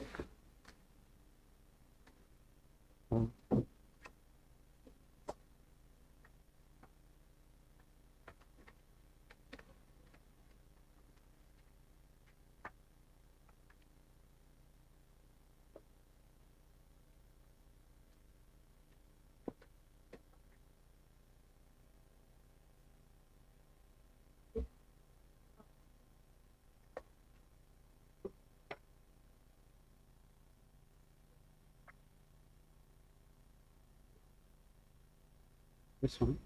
Yes. Okay. One, yeah. Yes, I can see that.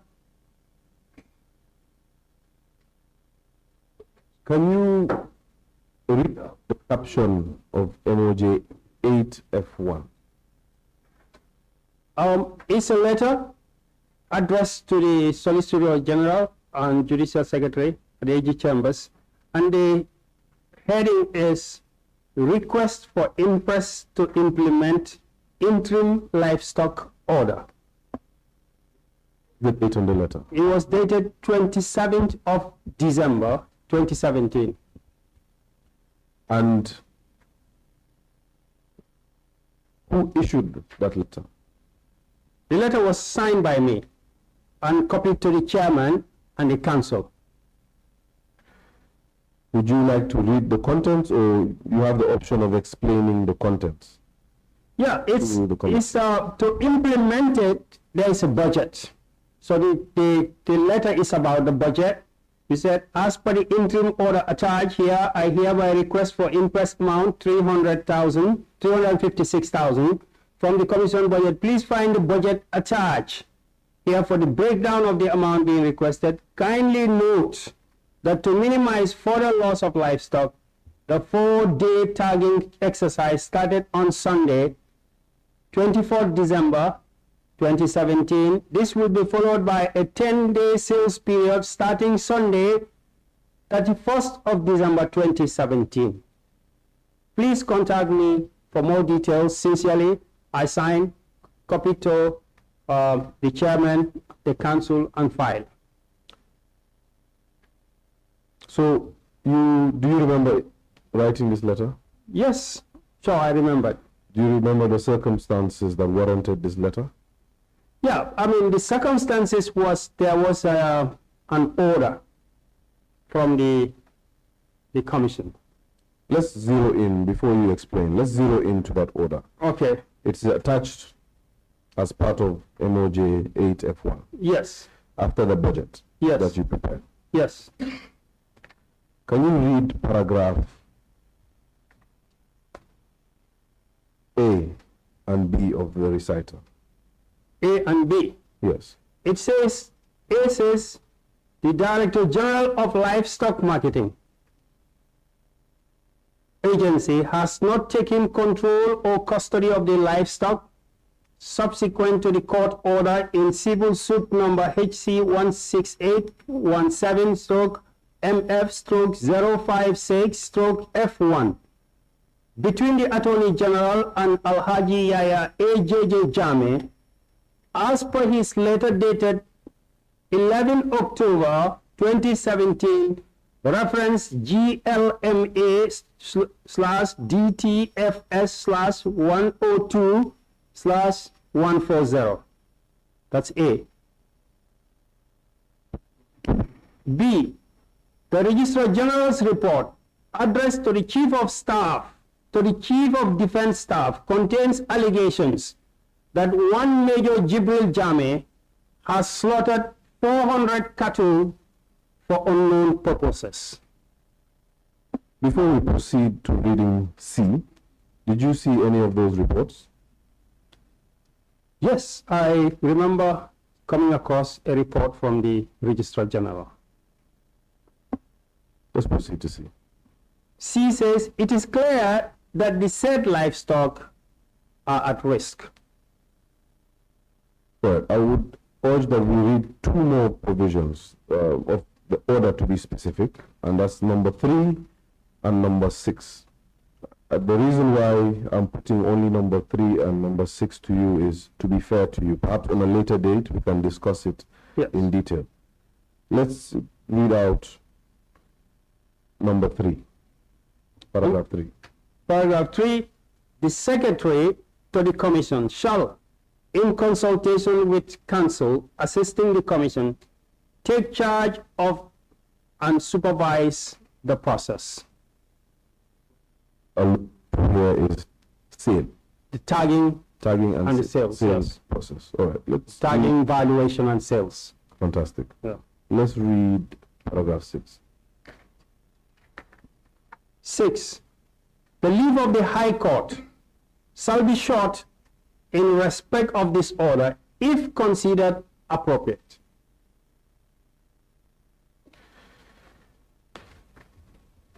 Thank you very much, Mr. Kurang. Welcome. It is understood your role was a role of a secretary, and your role was to follow up on orders and on orders of the commission and administer the affairs of the commission. Yes. The letter, which is MOJ 8F1, is dated the 27th of December 2017, as you can acknowledge. Yes. It alludes to the fact that sales will begin in a matter of 4 days. Okay. Is that an okay or is that a yes? It alludes to what? So the second to last paragraph alludes to the fact that in a matter of 4 days, sales will begin. Yeah, it says, yes, sure, on the 31st of December. Yes. Yes. So again, my apologies for making you flip through pages. I did say it would be painful. Yeah. But the order by the commission was made on the 11th day of December 2017. Yes. Correct? Yes. And as you read, the last paragraph of the order makes it a requirement for the leave of the High Court to be sought. Yes. I would not disadvantage you to asking you why. I would give you the mind of the committee, and perhaps you can correct me where I'm wrong. Okay. That because there was a prior order laying custody of livestock to an institution called Gambia Livestock Marketing Agency, the commission deemed it fit to make sure that the commission's order of the 11th day of December 2017 requesting the sale of livestock because there was risk of the livestock being perishing by way of someone selling them. He subjected that order to a subsequent order of the High Court. And, Honorable Chair, for the purpose of identification, I would like to put a document that is not yet before the committee officially, or rather formally through hearing, but has been submitted by one of the witnesses summoned to submit. And it is tagged OHS 9. And for the purpose and for the benefit of the witness, I would show him.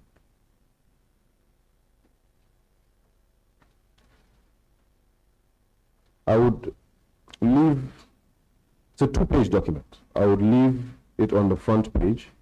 However, what I require is on the second page. It is identified for you.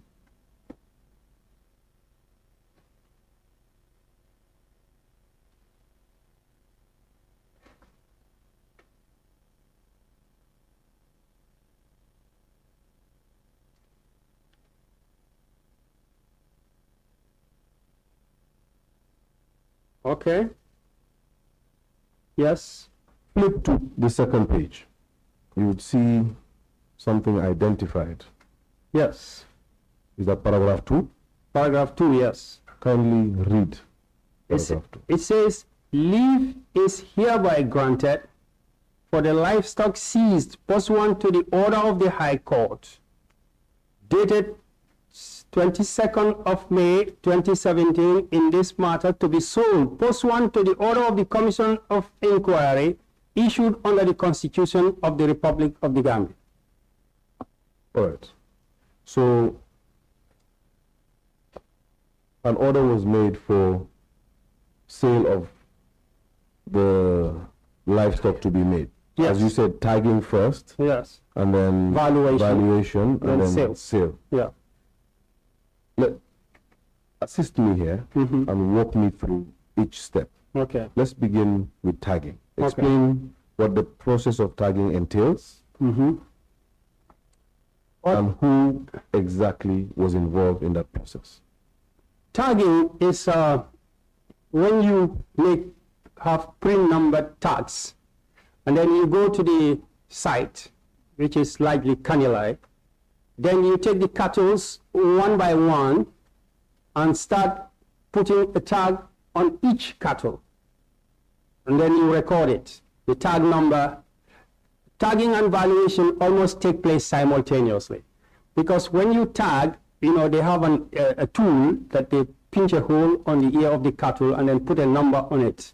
Then we will record the number, describe whether it's a male or female cattle, and then the livestock marketing people would give an estimated weight to the cattle, and they will give an estimated value we will record. This is what you call tagging and value. You do that on each. Who takes part in it? It's a whole team. I was there with the securities. For that we had at the commission. There was the the Registrar General was present. There was somebody present from the NIA. There was somebody present from the police, I think. There was somebody, maybe another security personnel, a military officer. Obviously, there was the people in Kanilai, the security, the soldiers in Kanilai who were physically in charge of the premises. They were also present during the tagging. And then there was the livestock marketing people. Now, and then obviously there was a team that I brought. I call it a team of gynecos, because you cannot do this just with a pen and paper pushing people. You need somebody to physically hold each cattle throughout the range, you know, and the cattle, some of them are not tight, so you need people to run after them, hold the tail, pull it down until it finally settles down, and then you tag it. So those were the real guys. So your security were not the real guys? No, they can't do that. They are real guys, but not in that sense. They were keeping us safe, right, within the perimeter. But this one has to be somebody who is, you know, grown up doing it. Okay.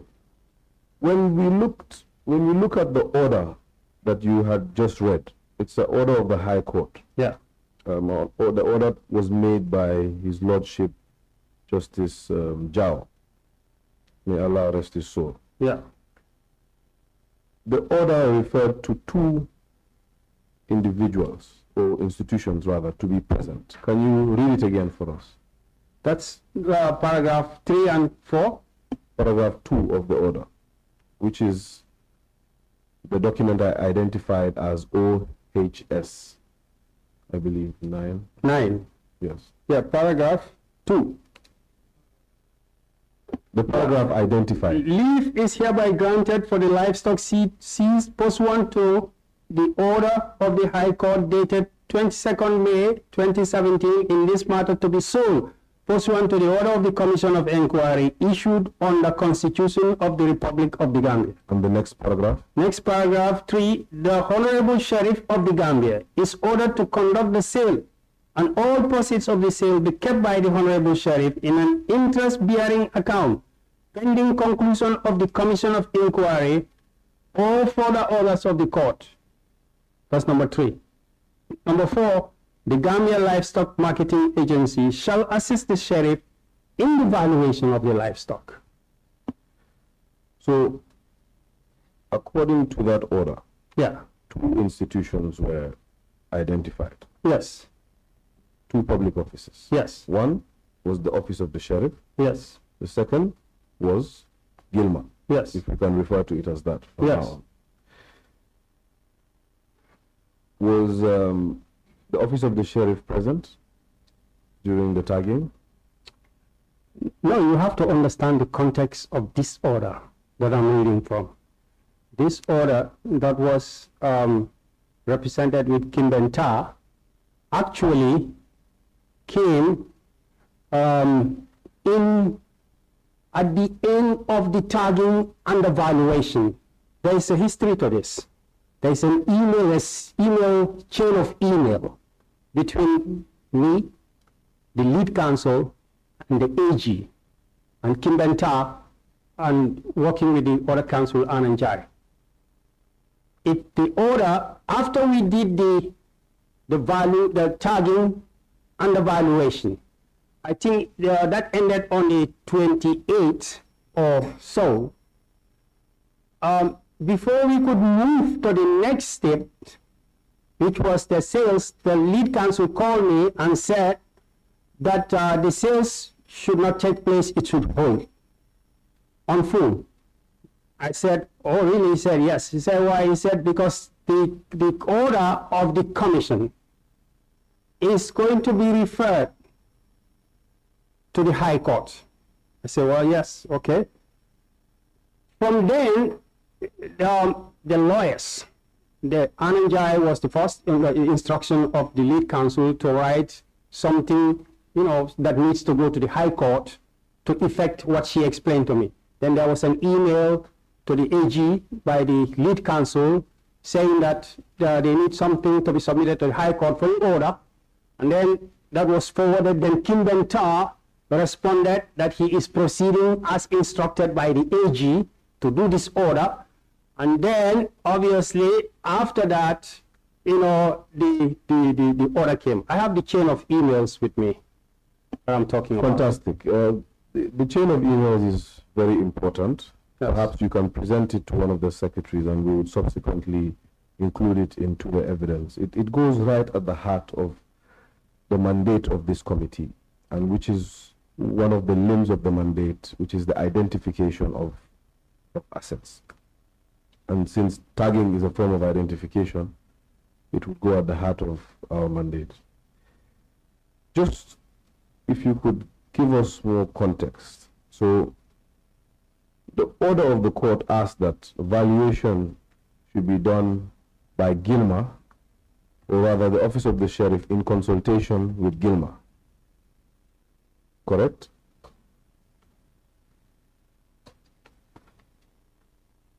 Which section are you referring to? That should be 4. 3. The Gambia Livestock Marketing Board shall assist the sheriff in the valuation of the livestock. Yes. Yeah, this is because the people who pushed this order, the AG, Kim Bentar, and the lead counsel, all of them knew, or at least the lead counsel and the AG knew at that time that we have already done tagging and valuation and completed. I think the purpose of the order was not, the purpose of the action they took was not about valuation and tagging. The purpose of their action was to transfer the sales to the sheriff. That's what I thought. Fair enough. So the rationale for the commission selling the cattle is clear in the order.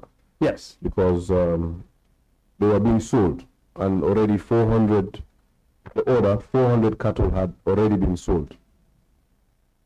Rather killed, slaughtered, if I may say. Use yeah, that's what I can see in the report. And the commission decided that perhaps it was time to preserve those assets and convert them into cash. Yes. Can we zero into the tagging and valuation procedure again? And if you look at your submission, AMK7 to be specific, which is a 19-page Excel sheet. Okay.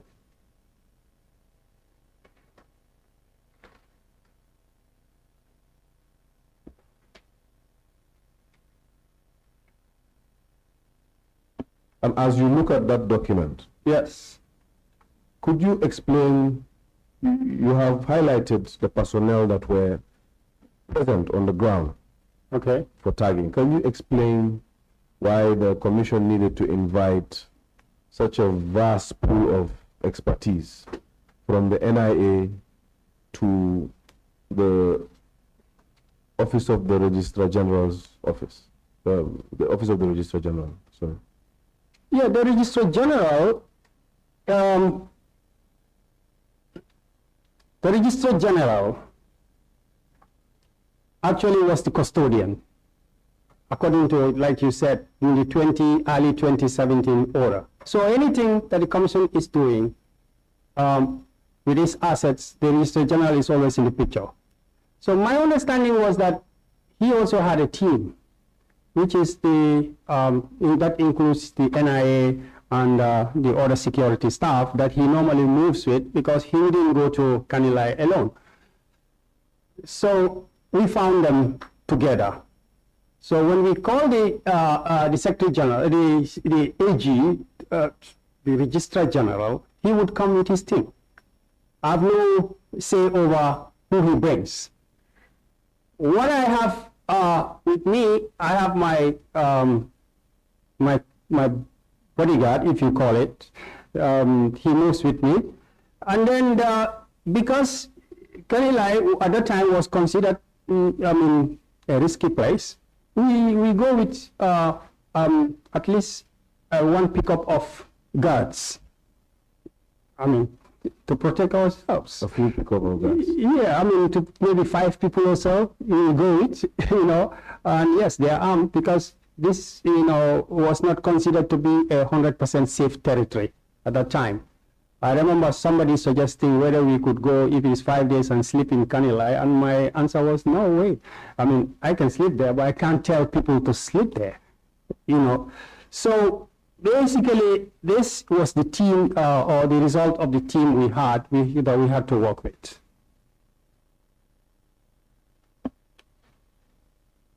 Mr. Kurang, can you clear my mind before we zero into AMK7? Okay. When you say this was the team you had to work with, yeah, it brings questions about the autonomy of the commission. Can you comment on that? What do you mean by questions about autonomy? Well, the commission is to carry out a function. Didn't it have a say as to who would carry out that function? No, I am the executing officer of the commission. When they give instruction, I carry out the instruction. So if they say, secretary, work with council, then council can give me who she wants to go with. That's not my decision.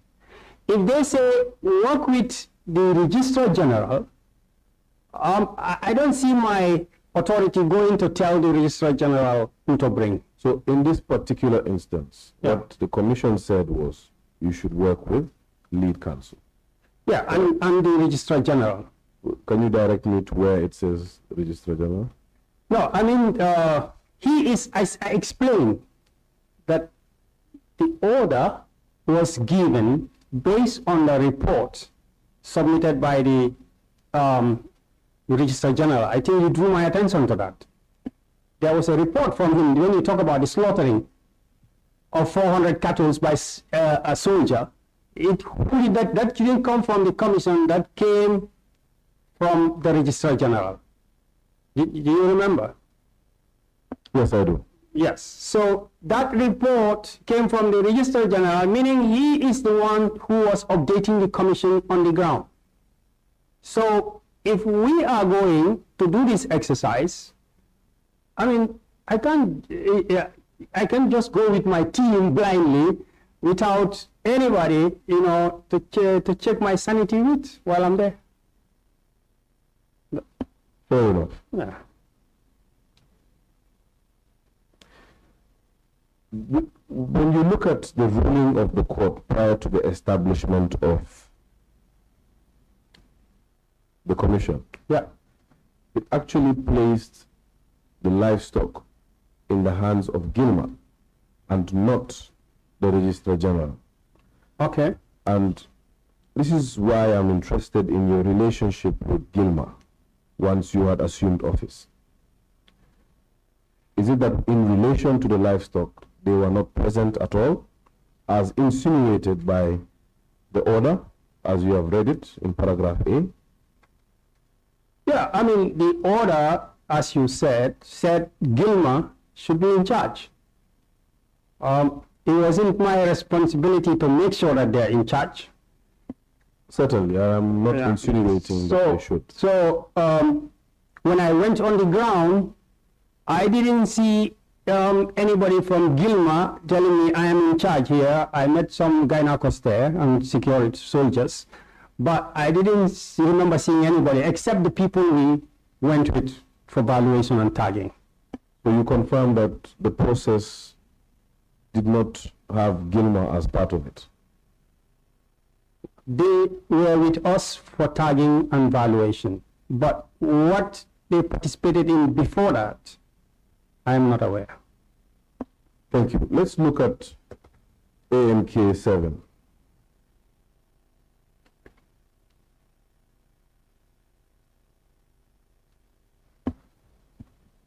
Are you there? Yes.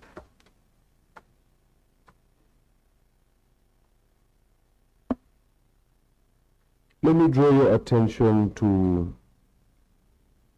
4.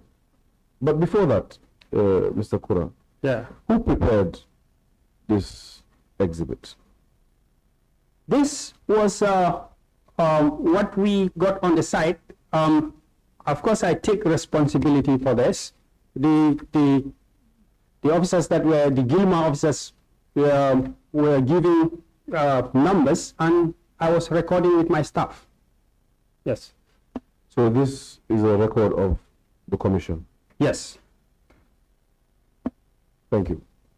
Take a look at number 4. Page 4. No, Number 4 on page 1. Okay. Can you read it out? Number 4, tag number 1769 is a cow. The sex is female. Estimated weight is 110 kilograms. The price range is 19,800. And the location was in Kanilai. The location was Kanilai. So walk us through, for me, in Dibakunda, we never had many cows. I want to know how these cows are valued. Yeah. You had mentioned the weight is a consideration. But please walk us through the valuation process as you have walked us through the tagging process. Okay, yeah. I am from a Gainako family. Now, the valuation, of course, the question you're asking me, I had asked the Gilma staff, asking them, on what basis do you value? And, the response, if I could remember, was we are using the valuation on the basis of the meat value on a whole scale. Because valuation is different type. And I know as an accountant, when I tell you value this company, it doesn't mean that there is only one basis of valuation. I can value a company on a continuing basis, meaning that I am selling you a van for a taxi, and I am assuming that when you get this van, you are going to also use it for Banjul Serakunda. That's a continuing basis valuation. Okay? There is the dissolving or the dissolution, which is I sell you the van, and you are going to scrap this van and maybe sell it as scrap. That's another form of valuation in accounting. In both cases, I can talk also about the market value and also the book value. This is accounting and business valuation. That I know. Yes. Now, when he spoke to me, Before you proceed, please distinguish between the market value and the book value. a market value for an asset or for a business is what that asset or business will fetch in an open market, in an open, transparent market. That's the market value. The book value is usually what is recorded in the book as normally the purchase price of the asset, maybe taking into consideration any depreciation that you have done. That's the book value. So the two are different. One is looking at the market. When you go to the market now, how much you will get for it or sell it for. The other one is looking at the past. That's the difference between the two. So when I asked him a question, I said, how are you valuing this? On what basis? He told me the concept of meat value, if I can remember. I don't know whether I used the right expression. But when he was trying to tell me... I'm sorry to disrupt your flow. When you say he, I know it's an official from Gilma, but can we identify who exactly? I think there were 2 or 3, and I don't remember the names because it was a few days of interaction. There was something, Cora or something, but that was my first time meeting them. And so I was curious. So when he tell me the meat valuation, then I remember challenging. I said, but the meat value is not the same value as a cow would fetch in an open market. Because, you know, as a gynaco, we have this thing. I don't know how to put it to you. For example, I don't know how to put it in English. Not every female cow. Perhaps I could ask the Honorable Vice Maybe Chair. somebody, Swaibu or Honorable Swaibu, somebody. But we. Honorable Ture, would you want to assist us? Yeah, Yero. You know, It's a calf. Yero is okay. Yes. Yes. CALF. You are saying not every female cow is a calf. It's a Yero. That means a calf that is ready to bear children is called a Yero. Yes. Not every male cow is a Tura. I mean, a Tura is identified for two reasons in a corral. Huh? I think Honorable Mbe wants to bond as a Yes. We need some As a former Gainako, yes, you are quite right. Because you could be a calf, for example, a female, but you are not up to that stage where you can bear. Yes. That bearing type, that's where we call the wall of, they call it, the female part, they call the wulu, which means you are beyond calf, yes, but you have reached the stage where you can bear. yes. Now, on the type of the other side, which is the male part, you can be a male calf, but you are not kui, nekolo kui, tura. Yes, you are not tura. Yeah, exactly, because there are different sizes, even though they are all male, but they're different sizes. You can't get married as a male. That's a tura. Yeah. That we are referring to is in Mandinka, for example, is Yere. Yes. Yeah. So when you are buying a cow, when you want to go and create, like I explained in a business, continuing basis. If you are buying a cow for continuing basis, you only buy a Yere or a Tura. But that's not all female and that's not all male. So I had this in my mind, so I had to challenge the livestock because I know that if I can see Yereos and Turas, I know that their value tends to be higher than a normal cow. But if you value them based on meat value, then meat does not make any discrimination between what type of cow, whether it's a Yere or it's a Tura. So this was the basis I was challenging the valuation. But he explained to me that it is their custom to value as they do. And I was not the specialist. And that's why they were calling. So I can only ask, but I could not impose myself on another professional. Fair enough. So this is the basis on which these values were derived.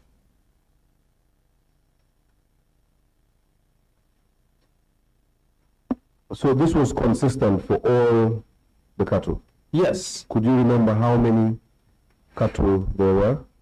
The number of, was around 700 or slightly less than 7 or slightly more, around that. Could 500 be number? Here, there were cattle in Kanilai, you could see. There were that's where most of the cattle were. Then there was Farato, and there was Banjulunding, which is not mentioned here, but it's mentioned in our email or report to the commission to say that most of the cows were in Kanilai. Some were in Farato, the Farato farm of the ex-president, and few were in Banjulunding. The day we did Farato, when we finished, we went to Banjulunding and we found that the cows had already dispersed. So I remember we just counted what was there, but we couldn't get the number of cows, but it was the lesser of the three. Yes. So just to circle back a bit. Yeah. Upon assuming office, did the commission take account of specifically the cows, or did the commission take account of the assets that were attached to the schedule? I think the commission was relying on what the Registrar General was providing. Yes. Because this was the first counting of the cows.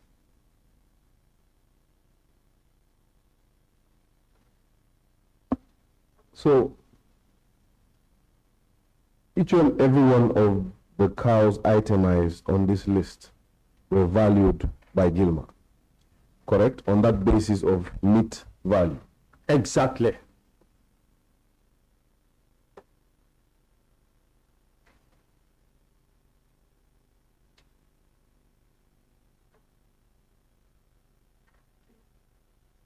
The document before you, could you read out 4, 10, 13, 22, and 27 for the record? Which one?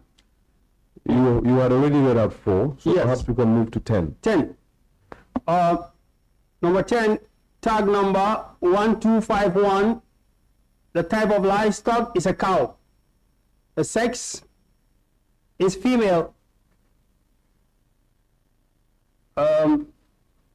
The estimated weight is 105 kilograms, and the price range is between $18,000, is up to $18,900. So the weighing, how did they do the weighing? What instrument was used?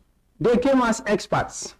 So they, when they came, I asked them, "But where is the weight?" And they said they can look at a cow and estimate the weight, the meat value, based on their experience. So there is nothing I can do about that too. So just to clear the record, no instrument was used to weigh. It was done through Observation. visual observation. Yes, there was. I did not remember seeing any equipment. Look at 22 as well for the record. And just read it out.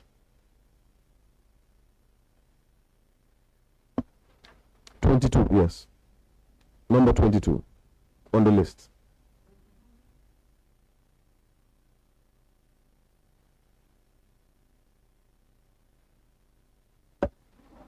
It's on. Yes. 22,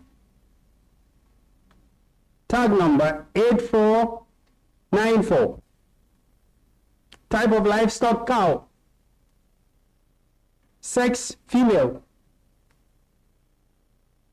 Estimated weight in kilograms 80 kilograms. Price range 14,400. They had a small calculator, yes. They had a small calculator, I remember. So when they looked at a cow, that's the tool I remember, yeah.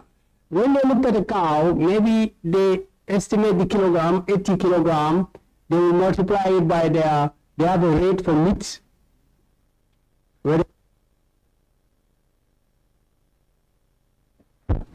Hello?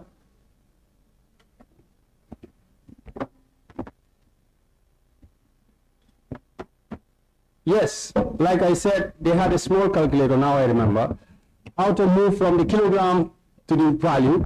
So when they estimated that it's 80 kilograms, they multiply it by the meat rate, the rate per kilogram for meat that they brought, and then they get 14,400. So they had an instrument after all. Yes, they had a calculator for conversion from kilograms to dollars. Let's look at one more from page 1. Read out 13, number 13 on the list. Number 13, tag number 1751. Type of livestock is a calf.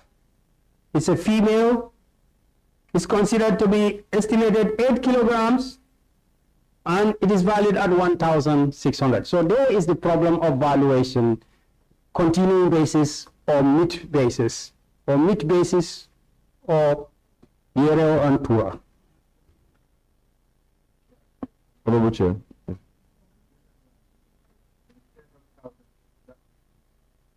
I think what we have is 1,400. Yes, sorry, if I did, I'm sorry. It's 8 kilograms, 1,440 is the price value for number 13. Thank you. And that was for a calf. Yes, that was a calf. As a former gyneco, does the status of gyneco leave you? Oh no, that never leaves. So as a gyneco, would this price be reasonable? Yeah, that's what I'm saying, that a calf, if you are using meat value, a calf has very little meat. This must be a very young calf to weigh 8, maybe newly born. So it's not even a meat. I mean, maybe in some countries, but in Gambia, that's not a meat. So if you value that, but you are still using meat basis. However, for example, if this is a female, if you give it 1 year, or in 6 months' time, in 1 year time, it can become a year old. And the value would have shot up far more than this. So you see the technical issue there. Sure. And just to ride along your experience as a gyneco, you have left your accounting experience to the side now. Okay. Most of the cattle that you have read out are female, and we see that consistently there is a higher price attributed to the male, or the bull rather. Yes. The male cattle. Yes. As compared to the cow. Yes. Was there an explanation for that? Yes. Is there an explanation for that? Yes, because if you go to most cattle farms, you can have a full farm of maybe 50 to 100 cattle, and maybe there is already 2 bulls or 1 for a number of reasons. Because they can fight, and their fight can be deadly once they are real bulls. So most cattle owners like to preserve and have only 1 or 2, within there that can breed with the females. So most cattle farms usually have more females than bulls because of that reason. The other reason being that when people are killing for sacrifice and other things, they don't kill at all. Very rarely. They kill bull because once they reach a certain stage, they deteriorate in value. So you need to kill them before they deteriorate. While for the females, they can continue to breed, for a very long time. So you very rarely kill the females when you want breeding. So this may be some of the reasons why they are more valued. Because why would you need a bull, right, or a tura in the cattle field? Is because of the power, the strength that they have. That's the main reason why they are there. So they have to be big. So I am focusing on the valuation process because it also is central to our mandate as a committee. Yeah. And the committee is trying to make sense of the valuation. So, for example, you look at 28, which is a cow, and it weighs 110, and it is valued at just under 20,000. Yes. If you look at a similar weight for a bull, Yeah. the closest I can find is 53 at 165, and it's just under 30,000. It seems like the value of a bull consistently exceeds that of a cow. Yeah, you have to also put in context that the cows at Jammeh'S farms are different species. There is what you call the local Gambian species. I don't know whether they call it Ndama or what in English. That's the Gambian. Then there is the foreign species. And when you look at them as a Gambian, you know that, I can be a guy now, but I've never seen this type of cow before because they look different with the hunchback. I remember asking the soldier, what is inside the hunch? Because I've never seen this kind of, he told me it's all meat. So they are different. That's all beefsteak on the hunch. So they are different, and it would the report did not mention the species, but that could be one of the reasons why you will have differences. I was going to get to that, the species. Yeah. Was it, in your view, a fundamental lapse? I understand your position that you cannot dictate the work of professionals. But was it a fundamental lapse to omit the species? I mean, yeah, you will have to look at it in the context of what purpose does it serve to put a particular description in your report.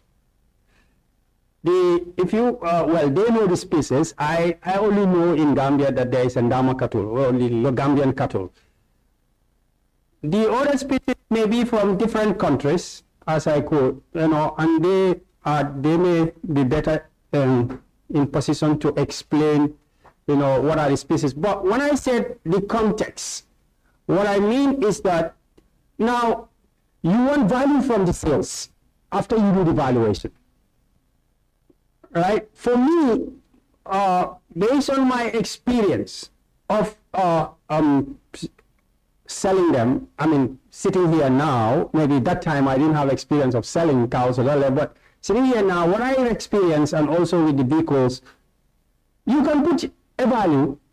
A valuer may put any value for a cow or a vehicle or a tractor. But the sales value that you get depends on the process you put in place to make a sale. The more transparent the process, even if the valuer says 20,000, you can earn 60,000, 3 times that price, if your process is transparent. The less transparent it is, no matter what the valuation is, the less value you will derive. That's my experience. You had mentioned that there were 3 points at which cattle were in custody. Kanilai, Parato, and I believe Banjulindi. Yeah, even in Kanilai, it was not one corral. It was 2 or 3 corrals. I mean, how do you call corral in English? Okay, one group of cows. So it's not, herd of cattle were not positioned in one place only. There were about 2 or 3 locations. You have one corral here. Are you referring to the locations or the group of cows? No, when you say corral, it also means the place. A group stationed in a particular point.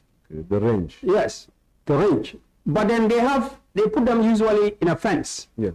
So they will have a fence here for this range, and then maybe another place they have another range. So when you do here, you move to the next one, the next range, you know, which are all within the Kanilai fence, but they are not stationed in the same. So in Kanilai, you have 1 or 2 or 3 ranges, and then you have, because you cannot keep 500 cows in one corral. So before we move on to the other ranges, in fact, yeah. When you say Kanilai, where in Kanilai exactly? If you've been to Kanilai, you drive past the president's residence. Then you go right into the forest. Because I asked the soldier, how big is the place? And he said to me, it's about 10,000 square meters, 10 square kilometers. And you made mention of a fence. So this whole entire place is fenced? No, Kanilai is fence upon fence, or fence inside fence, inside fence, inside fence. Are you referring to Kanilai the place, or Kanilai the president's? Yeah, Kanilai the president's residence. Is fence inside fence, inside fence. Got it. That's it. So in a particular area in there, that's where you have the cows in one location. Then you go to another area of the range, then you find them. just to zero in to your analogy of fence, inside fence, inside fence. Yeah. Just to understand, there is a greater fence for the Kanilai, let's call it the compound, even though it's much larger than a compound. Yes, that's what I asked, and they told me it's 10 square kilometers, the greater fence. So there's a greater fence. Yes. And then there are specific points where there are ranges, which are also seemingly fenced, Yes. correct? Yes. And other fences for other things. Great. Like the crocodiles will have their fence area, and then you will have the fence area of his immediate compound. Yes. Then you have maybe the fence area before you get out of the compound to go into the range. So like that, you go through gates. So Yeah. the fence upon fence denotes that there was some bit of security with regards to the upkeep of the cattle. Wouldn't you agree? Yeah, it's a very secure place. I mean, it was manned by, I believe, a battalion or something like that, because there were a whole lot of soldiers there. They never left. So on top of fence upon fence upon fence, there was a battalion of soldiers manning the cattle. Not mining the cattle, Well, mining Kanila, yes. Yes. Yeah.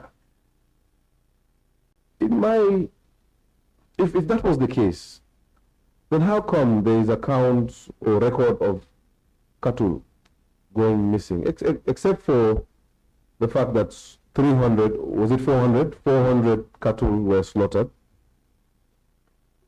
Yeah, I see, just like you saw, that 400 were slaughtered. I don't know the circumstances under which they were slaughtered and who and why they were slaughtered. I just see the report. So when, in that process of identifying, perhaps what I omitted to ask was, who, you did mention that you met some folks on the ground. Yeah. Who were those persons? There was a major in charge. He's the one that we normally deal with when we go there. He's a major. You know, there's always one name, major, then surname. I forgot the surname. It is Sanyang or something. Yeah, he was the guy that was in charge of because I think within the security, they all have their, maybe there is an overall commander, but this was the guy that we have to deal with when it comes to the cattle. Okay. Please confirm that on this list, Banjulinding does not feature as a point in which the commission visited a range. Yeah, it's not here. Like I said, it was considered to be the list of the list amount of cattle there, and when we went there, they had already released them. We just met few on the way, so it could not have been reasonably, done here. But obviously, we were going to make sure that before the valuation, it was just a small contingent that we have taken note. But obviously, as you could see, at this point, after we conclude Farato, there was the telephone calls and there were emails, and then the process was transferred to the sheriff. Thank you very much, Mr. Kurang. We are still on this point. We would still be on this point. However, all this talk about meat, I'm sure, has wiled our two chairs. Appetite.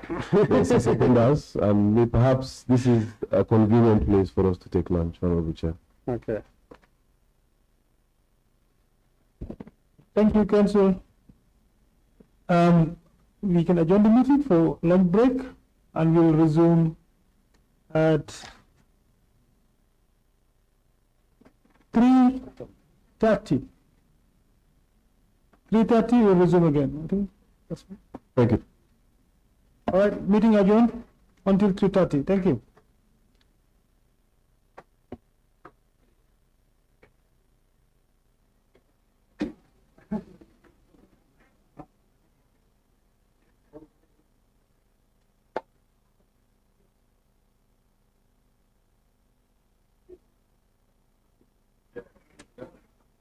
I've been there.